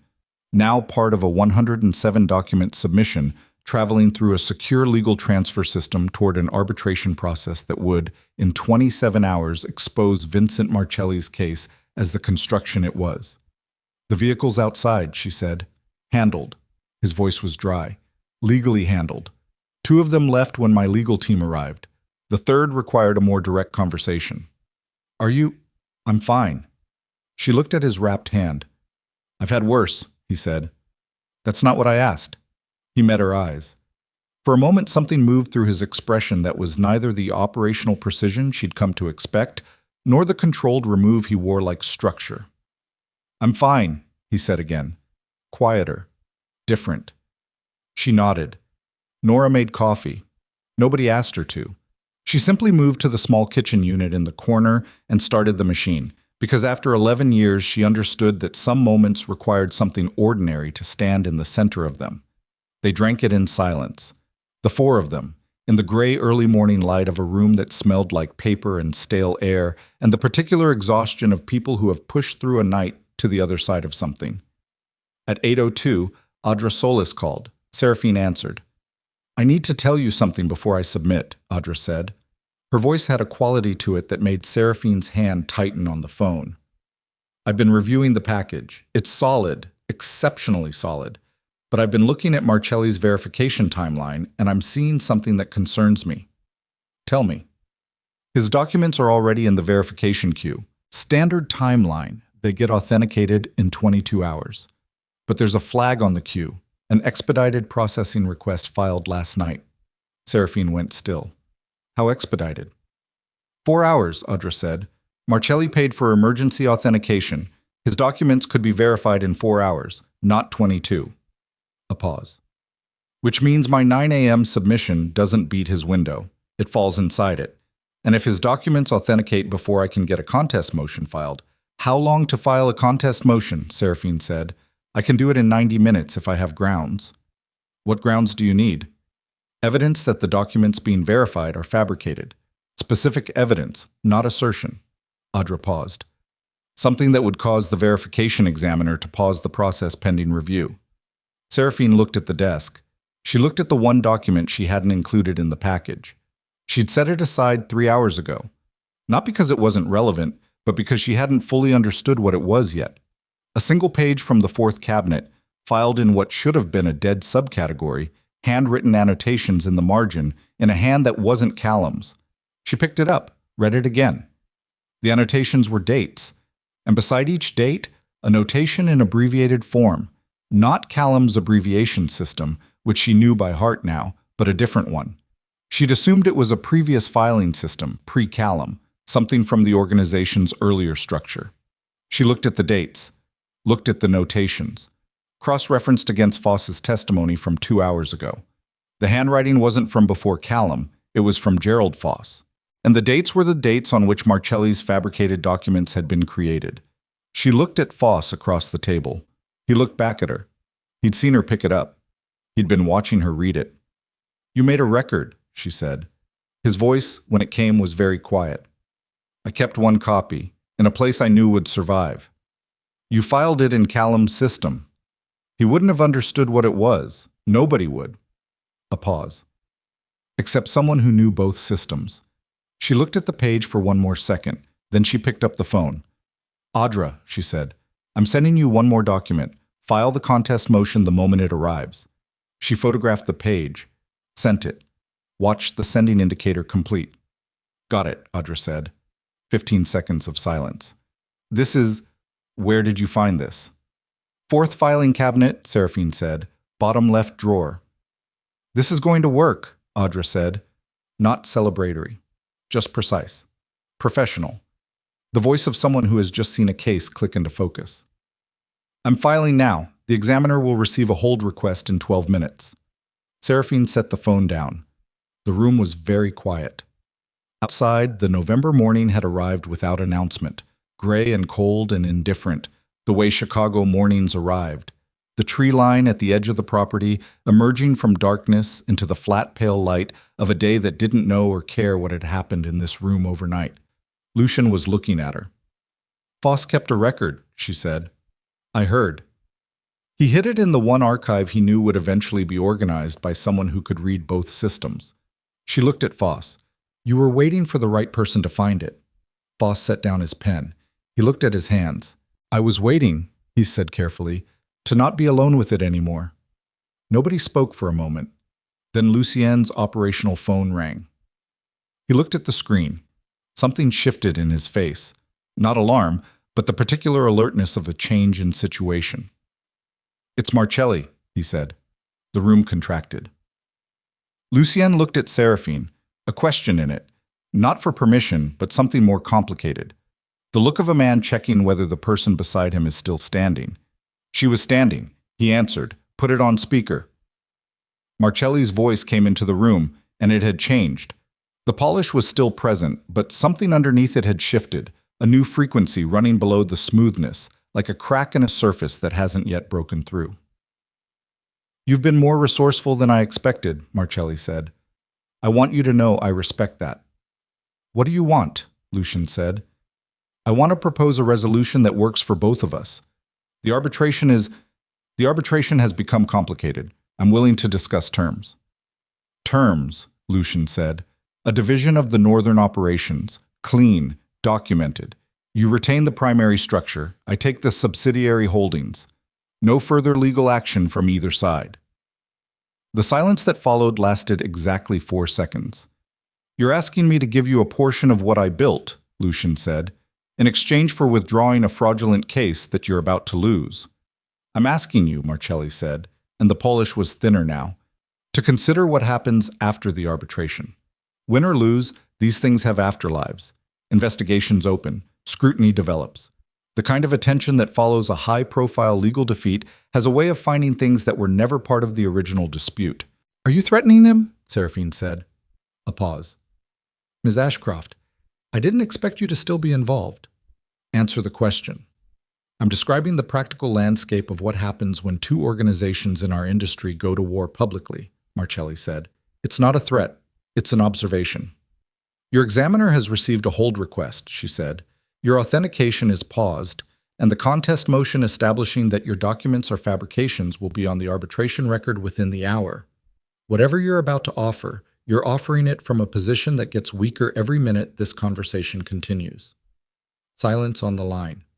Longer than any silence that had come before it. "You're bluffing," Marcelli said. "Call Audra Solis," she said. "Ask her." Another silence. Briefer.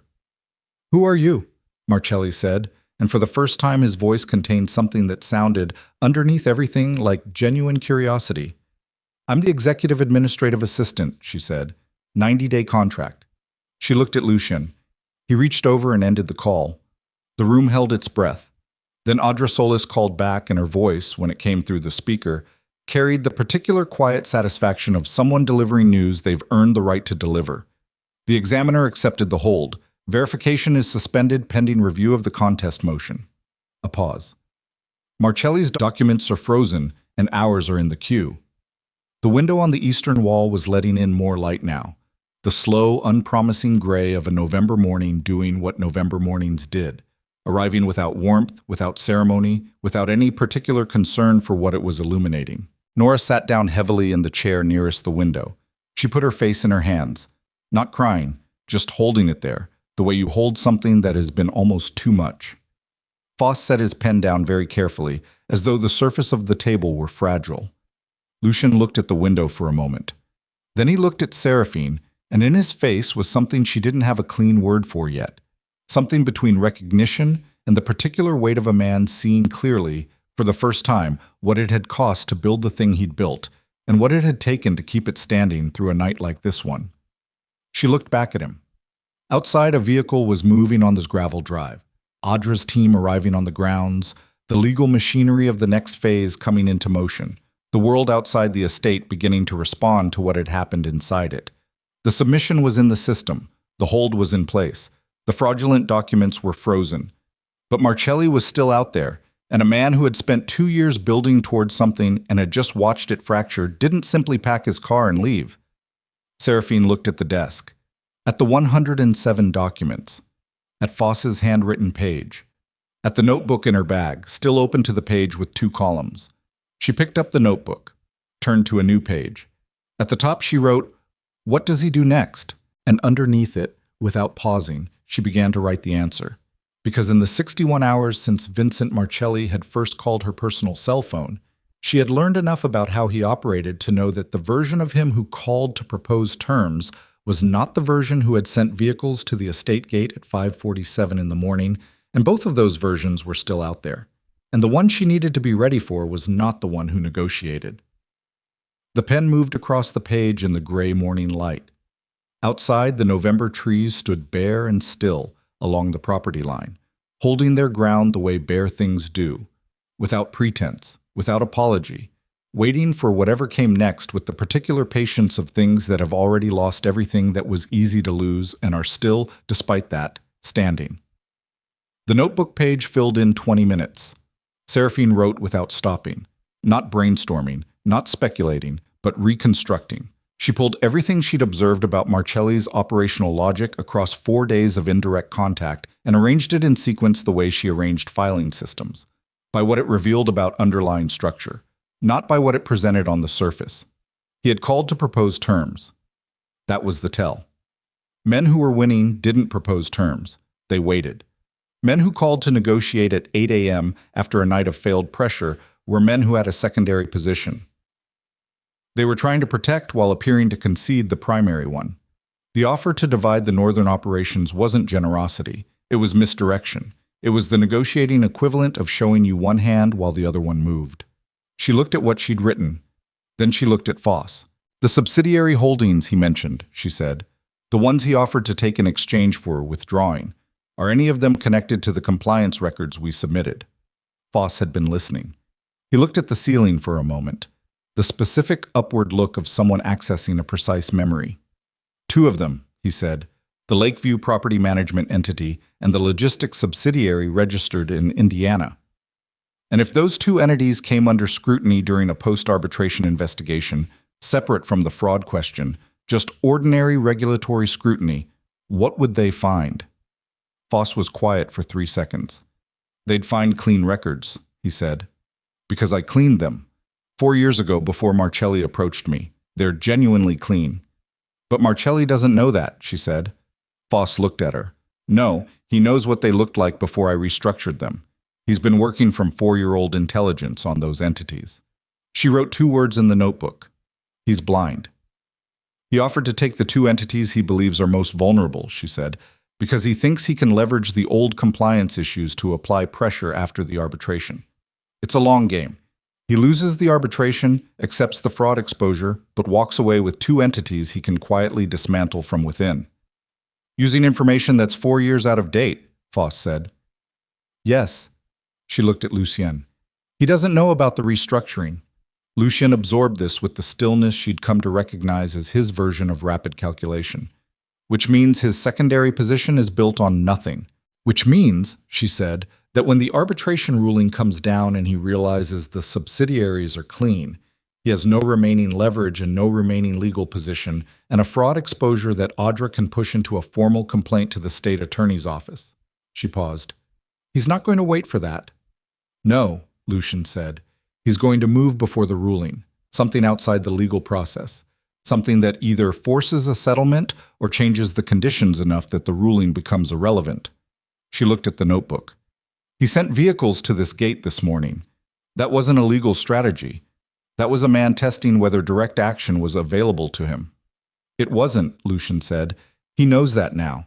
So the next move is somewhere else. She looked up. Who is the most exposed person connected to this organization who isn't on this property?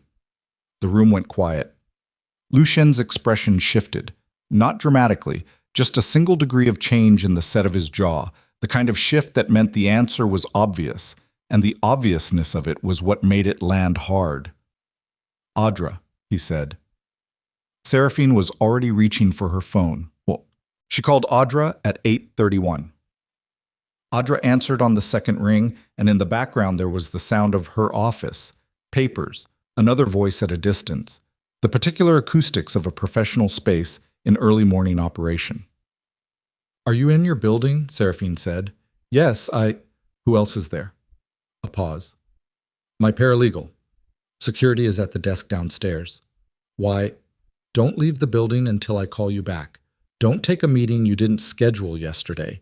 Don't let anyone into your office who isn't already in it. She kept her voice even. Not frightening, just precise. I'll explain in 20 minutes. Seraphine, 20 minutes, Audra, please. She ended the call and looked at Lucien. Your security team, how many can you get to her building in the next 30 minutes? 3, he said, already reaching for his own phone. I'll send 4.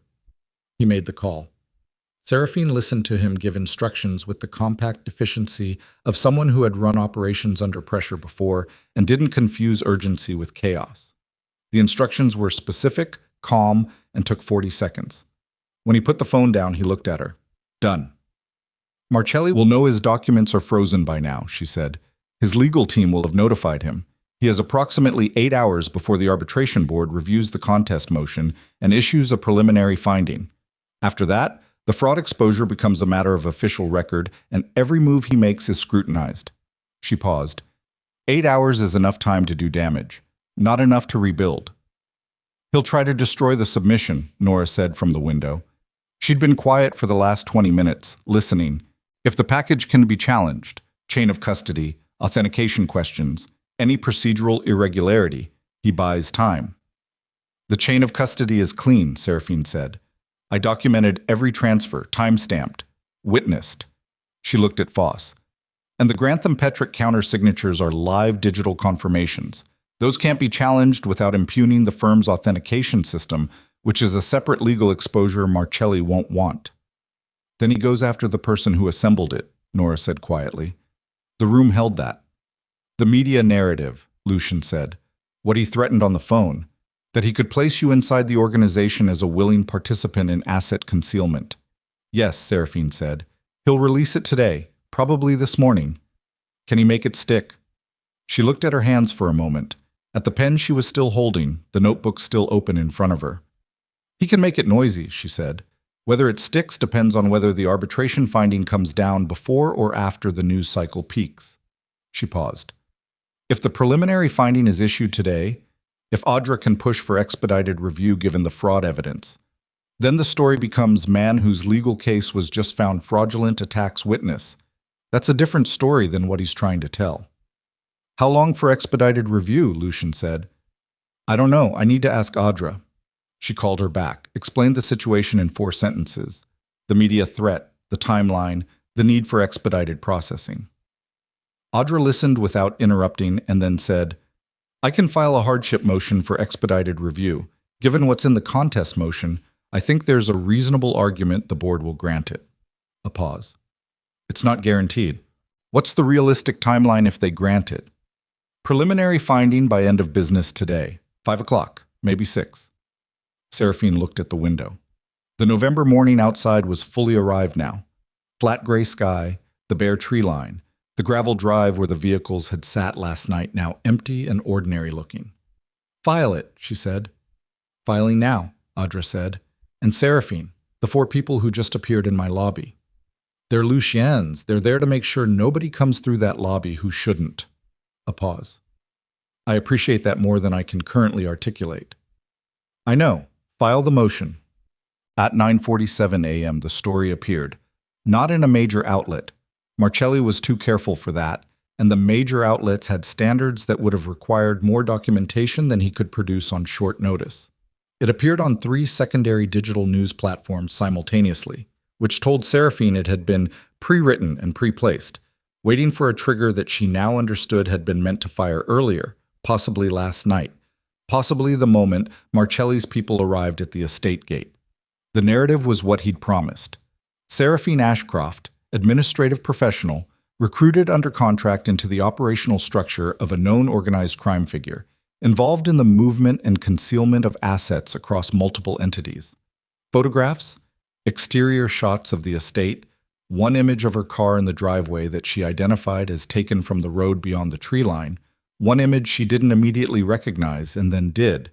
It was her, through the north-facing office window, at the desk, taken from outside in the dark with a long lens.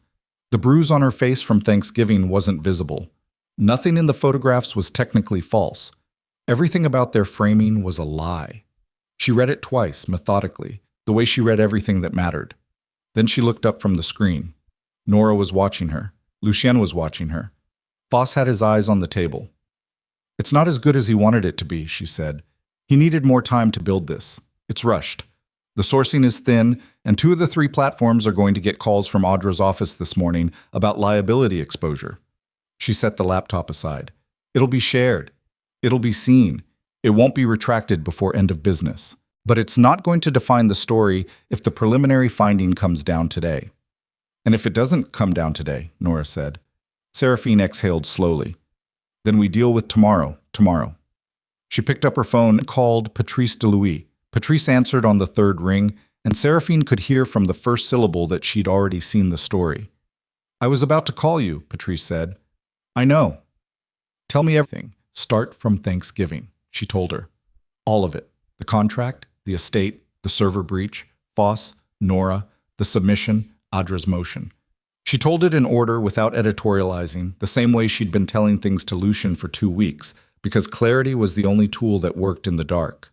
Patrice was quiet for almost a full minute after she finished. You have documentation of every step, Patrice said. The contract, the chain of custody for the submission, the time-stamped record of your work. Yes. And the photographs in this story, they're real photographs of you at a desk through a window. Yes. So the only question is context. Patrice paused. Send me the contract. Send me the chain of custody documentation. I'll have a response statement ready for any outlet that runs this story, and I'll have a defamation filing ready if the preliminary finding comes down the way you're expecting. A pause. Seraphine. Yes. You did everything right. I want you to know I'm saying that as your lawyer, not as reassurance. She sat with that for a moment. Send me the documents, Patrice said, and then eat something. You sound like you haven't eaten in 12 hours. She hadn't eaten in 14 asab. The preliminary finding came down at 4:18 in the afternoon. Audra called, and her voice was the voice of someone who had spent 8 hours in professional combat and had just watched the other side's case collapse with the particular finality of something that had been structurally unsound from the beginning and had finally run out of the energy to pretend otherwise. Fraudulent documentation confirmed, Audra said. Marcelli's case is dismissed with prejudice. The arbitration board is referring the fabrication evidence to the state attorney's office for independent review. A pause. His proxies are already distancing themselves. 3 of the 4 legal representatives on his team have filed withdrawal notices in the last 30 minutes. Seraphine was sitting at the desk in the office. The same desk she'd worked at for 2 weeks, the same window, the same north-facing light now going gray with the early November dusk. She had the audit document in front of her, which she'd taken back out of the package copies after the submission, because she'd wanted something tangible to hold while she waited. Thank you, Audra, she said. Thank your filing system, Audra said. I have never in 15 years of practice seen a document package assembled with that level of precision under that kind of time pressure. I want you to know that. She ended the call, set the phone down, looked at the audit document in her hands. Outside the window, the November dusk was settling over the bare trees with the flat, unhurried patience of a season that had been arriving and would keep arriving regardless of what happened inside the buildings below it. She heard footsteps in the hall, then the door, and Lucien. He stood in the doorway. He'd changed at some point during the day. The torn coat gone, the wrapped hand redressed with something cleaner. He looked like a man who had been awake for 36 hours and was not going to mention it. Audra called me too, he said. I know. He came into the room, sat in the chair across the desk, not behind it, across from it, which was where he usually sat when they were working, when the space between them was functional and organized around a shared problem rather than anything else. He looked at the audit document in her hands. It's over, he said. The legal part, she said. Yes. He looked at her. What's the other part? She set the document down. Marcelli lost the arbitration. He has fraud exposure and a state attorney referral, and his legal team has already started abandoning him, which means within the next 72 hours, the operational structure he spent 2 years building toward this moment is going to start coming apart because the people who supported it are going to recalculate. She paused. He's not going to accept that quietly. No. He's going to look for someone to hold accountable. She met Lucien's eyes. And the person who assembled the submission that collapsed his case is not hard to identify. Lucien was quiet for a moment. I know. What do you want to do about it?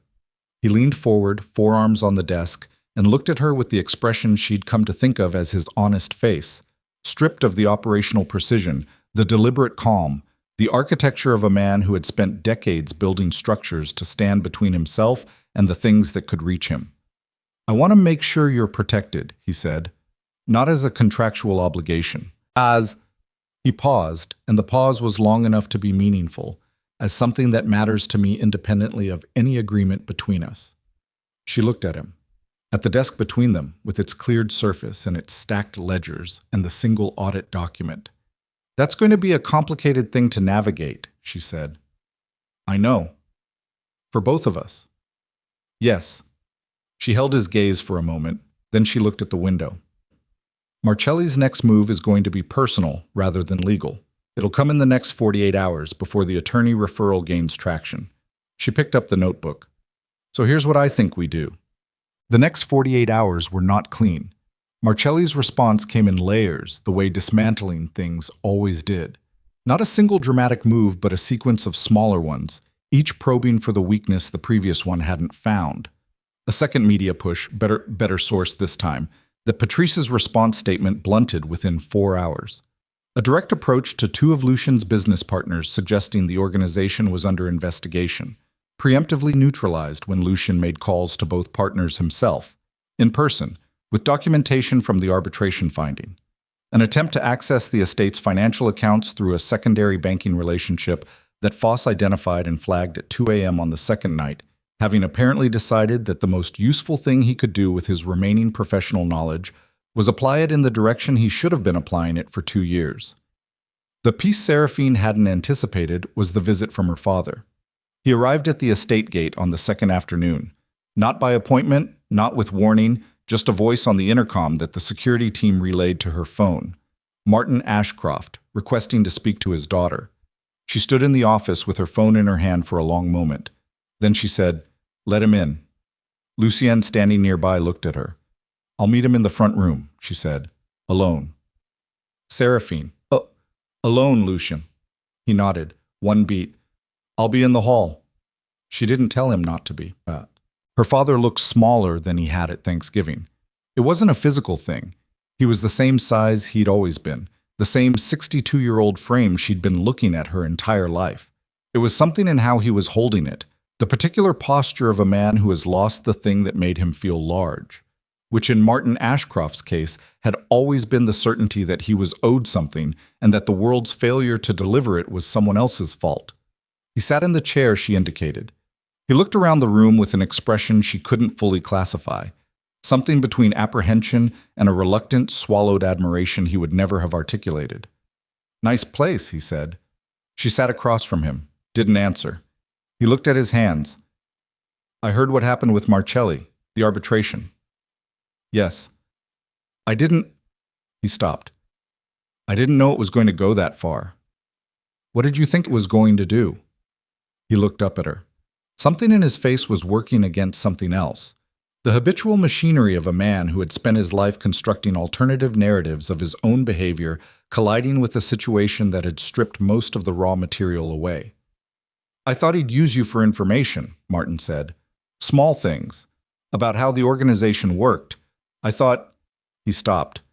"I thought maybe it would push Viscari to settle faster, pay out, and then it would be over." "And if it hadn't been over," she said, "if it had gone the other way?" He didn't answer. "Dad," he looked at her. "You handed my cell phone number to a man who then sent vehicles to the gate of the property where I was working.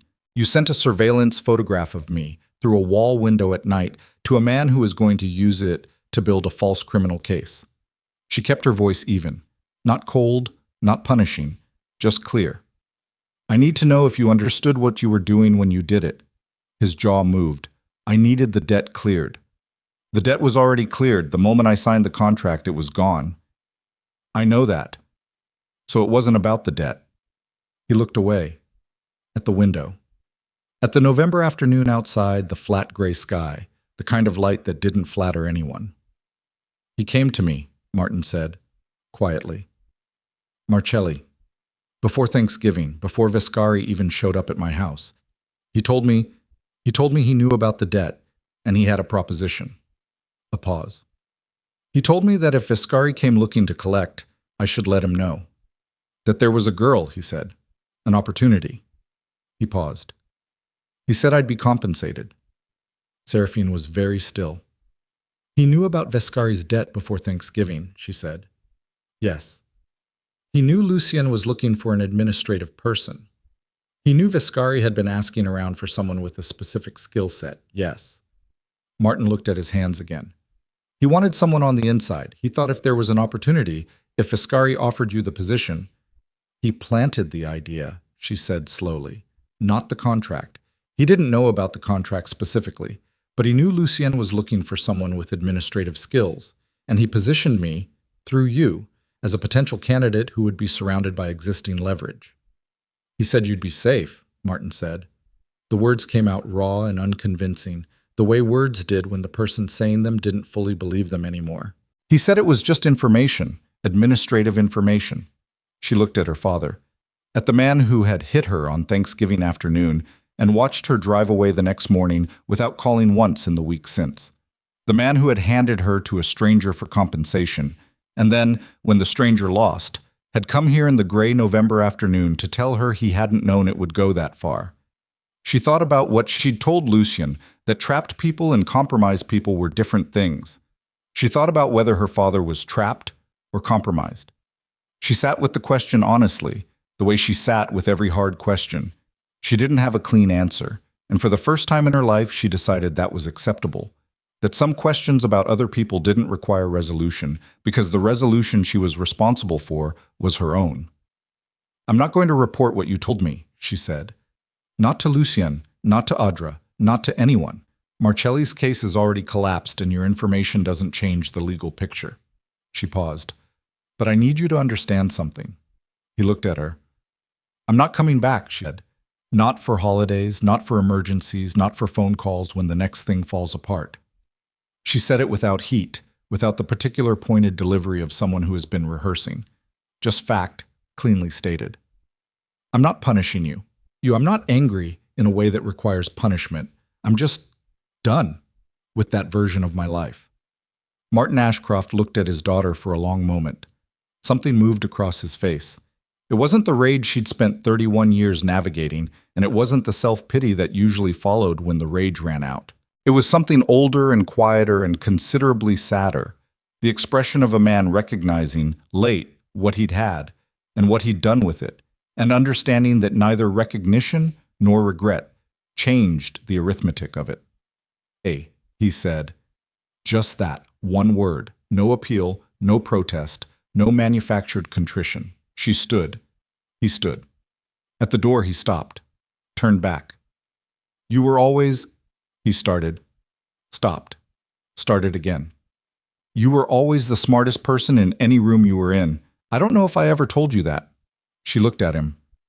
"No," she said. "You didn't." He nodded, as though confirming something to himself rather than to her. Then he walked out, and the door closed behind him, and she stood in the front room of the estate with the November afternoon light coming through the windows at a low, flat angle. And she was not destroyed by it, and she was not fined by it, and both of those things were true at the same time. Lucien was in the hall. He didn't say anything. She walked past him toward the office, and he fell into step beside her. Not asking, not pressing, just present in the particular way she'd come to recognize over 6 weeks as the closest thing he had to comfort. They walked the length of the hall together in silence. On the 44th day of the 90-day contract, Vincent Marcelli was served with a formal fraud complaint by the state attorney's office. Seraphine read the notification on her laptop in the office, with the replaced server humming in the corner and the fourth cabinet fully inventoried and the new filing system live and functional. And for the first time since Callum Driscoll had retired to Galway, genuinely navigable by someone other than the person who'd built it. She closed the notification and went back to the procurement contract she'd been reviewing. Gerald Foss had resigned 3 weeks prior, formally, with documentation, in a letter that was precise and without self-excuse. He was cooperating with the Attorney General's office as a material witness in the fraud case. His son's situation had been addressed through the compliance filing she and Foss had built on the night of the crisis, which had, in the end, done exactly what she'd told him it would do, dismantled Marcelli's leverage at the mechanism rather than the symptom. She didn't know where Foss was now. She didn't need to. Nora had stayed. That had been the harder conversation. Not the one with Foss, not the one with her father, but the one 3 days after the arbitration finding, when Lucien and Nora had sat in the map room for 2 hours and Seraphine had been in the office and had not been present for any of it. When Nora emerged, her eyes were dry and her posture was the posture of someone who had set down something heavy and was still learning what it felt like to stand without it. She had told Seraphine afterward, quietly, in the kitchen, over coffee that neither of them was tasting. He knew about Clara, about all of it. He knew for 2 years. "I know," Seraphine said. "I was waiting for me to tell him." "Yes." Nora had looked at her coffee for a long time. 9 years, she said, "and I still managed to—" "You were in an impossible position," Seraphine said. "That's not an excuse." "No, but it's a fact. Both things can be true." Nora had looked at her with the expression of a woman examining something she'd been told was true and was deciding whether she was ready to believe it. Clara's situation was, as of 3 weeks ago, formally and permanently resolved. Seraphine knew this because Nora had told her on a Thursday morning in the kitchen with the particular brightness of someone delivering news they'd stopped being certain they'd ever get to deliver. On the 89th day, Seraphine wrote the letter. She'd been composing it in her head for weeks, not drafting, not planning the language, just letting it assemble itself the way things assembled when you gave them space rather than forcing them. She wrote it by hand at the desk in the office, with the December light coming through the north window at the angle it came at this time of year, low and slightly golden despite the cold. She wrote to her father. Not with anger. She'd been honest with herself about where the anger had gone. Not dissipated, not resolved, but metabolized, processed into something that was no longer corrosive, that had become instead a kind of knowledge about what she would and would not accept, what she would and would not carry, what belonged to her, and what had always been someone else's weight that she'd been handed without consent. She wrote about Thanksgiving, not to relitigate it, but to name it, to put it in language and let the language make it a finished thing rather than an ongoing one. She wrote that she understood what he'd done with Marcelli and that she'd meant what she told him in the front room. She wasn't reporting it, she wasn't pursuing it. She was leaving it in the category of things that people did when they were desperate and frightened and couldn't see past the immediate pressure to the larger consequence. She wrote that she didn't need him to apologize.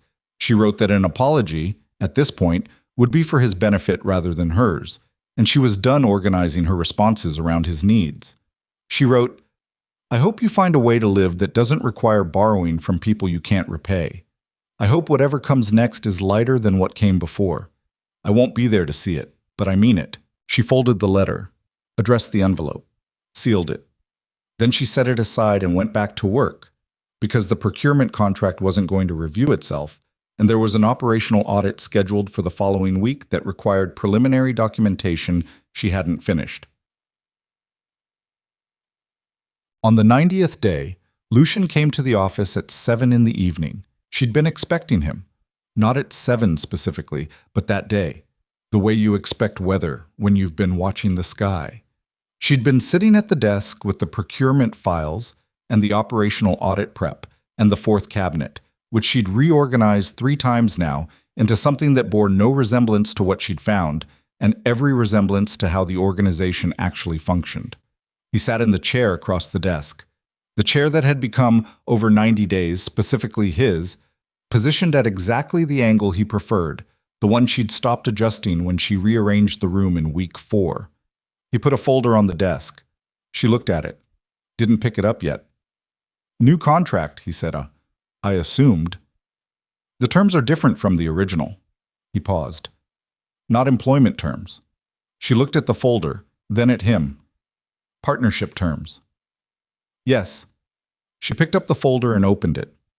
Read the first page, not scanning this time, not the fast first pass she usually gave documents, but actually reading, line by line, the way the document required. It was, like everything Lucian produced when he meant what he said, clean. The language was direct. The structure was transparent. Every term was explicit. Nothing hidden in subordinate clauses, nothing that required reading 3 layers down to find the actual obligation. Equal stake in the operational decision-making structure across 7 of the 17 entities. Specifically the 7 where her administrative restructuring had had the most direct impact. Revenue participation commensurate with the stake. Authority she could exercise independently, and authority that required mutual agreement, with the line between them drawn precisely. She read to the end of the last page. You had a lawyer draft this, she said. Audra. Audra knows about the partnership.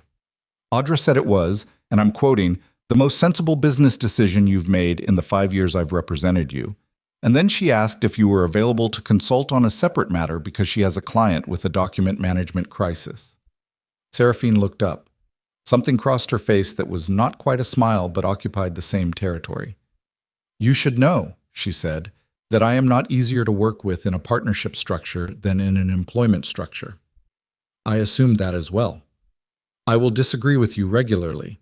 I will document those disagreements. I will be correct more often than is comfortable.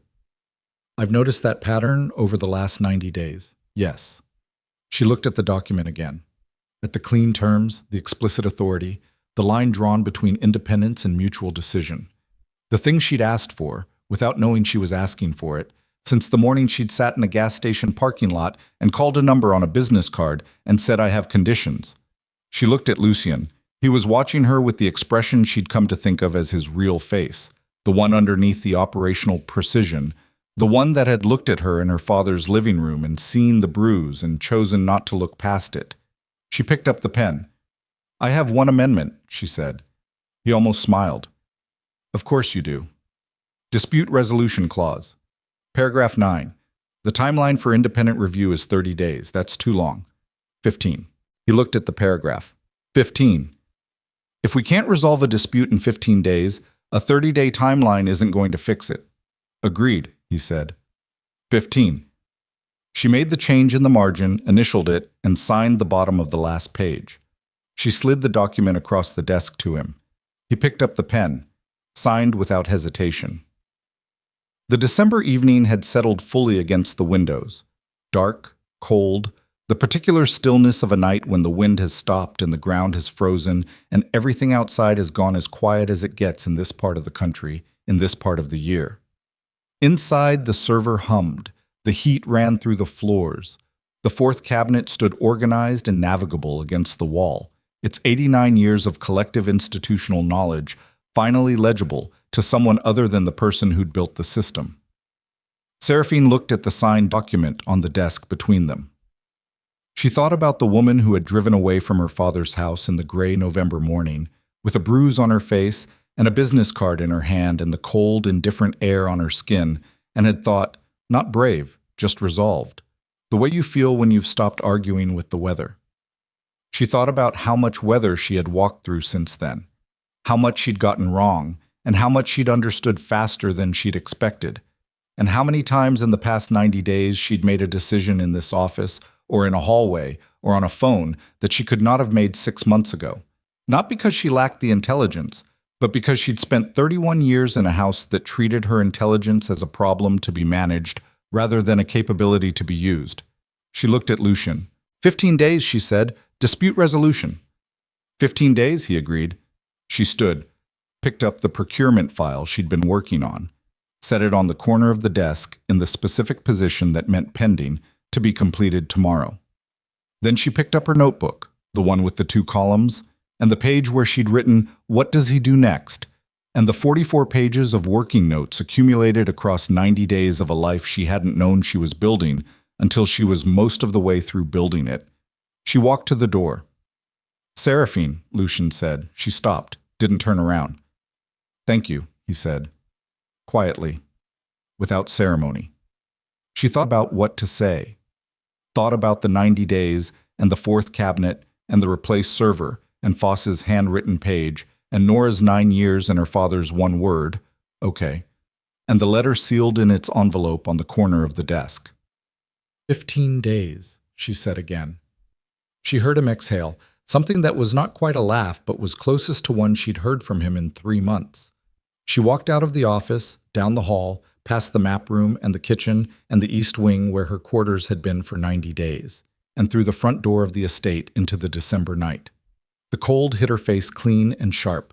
The gravel under her feet was frozen solid. The sky above the bare tree line was clear for the first time in weeks. No cloud cover, no flat gray ceiling, just the actual dark sky with the actual stars in it, the real thing, the thing that had been there the whole time behind whatever the weather was doing. She stood in the cold and looked at it for a moment. Then she went back inside because it was December and she had work in the morning, and the procurement contract wasn't going to wait, and she was a woman who finished what she started. The door closed behind her.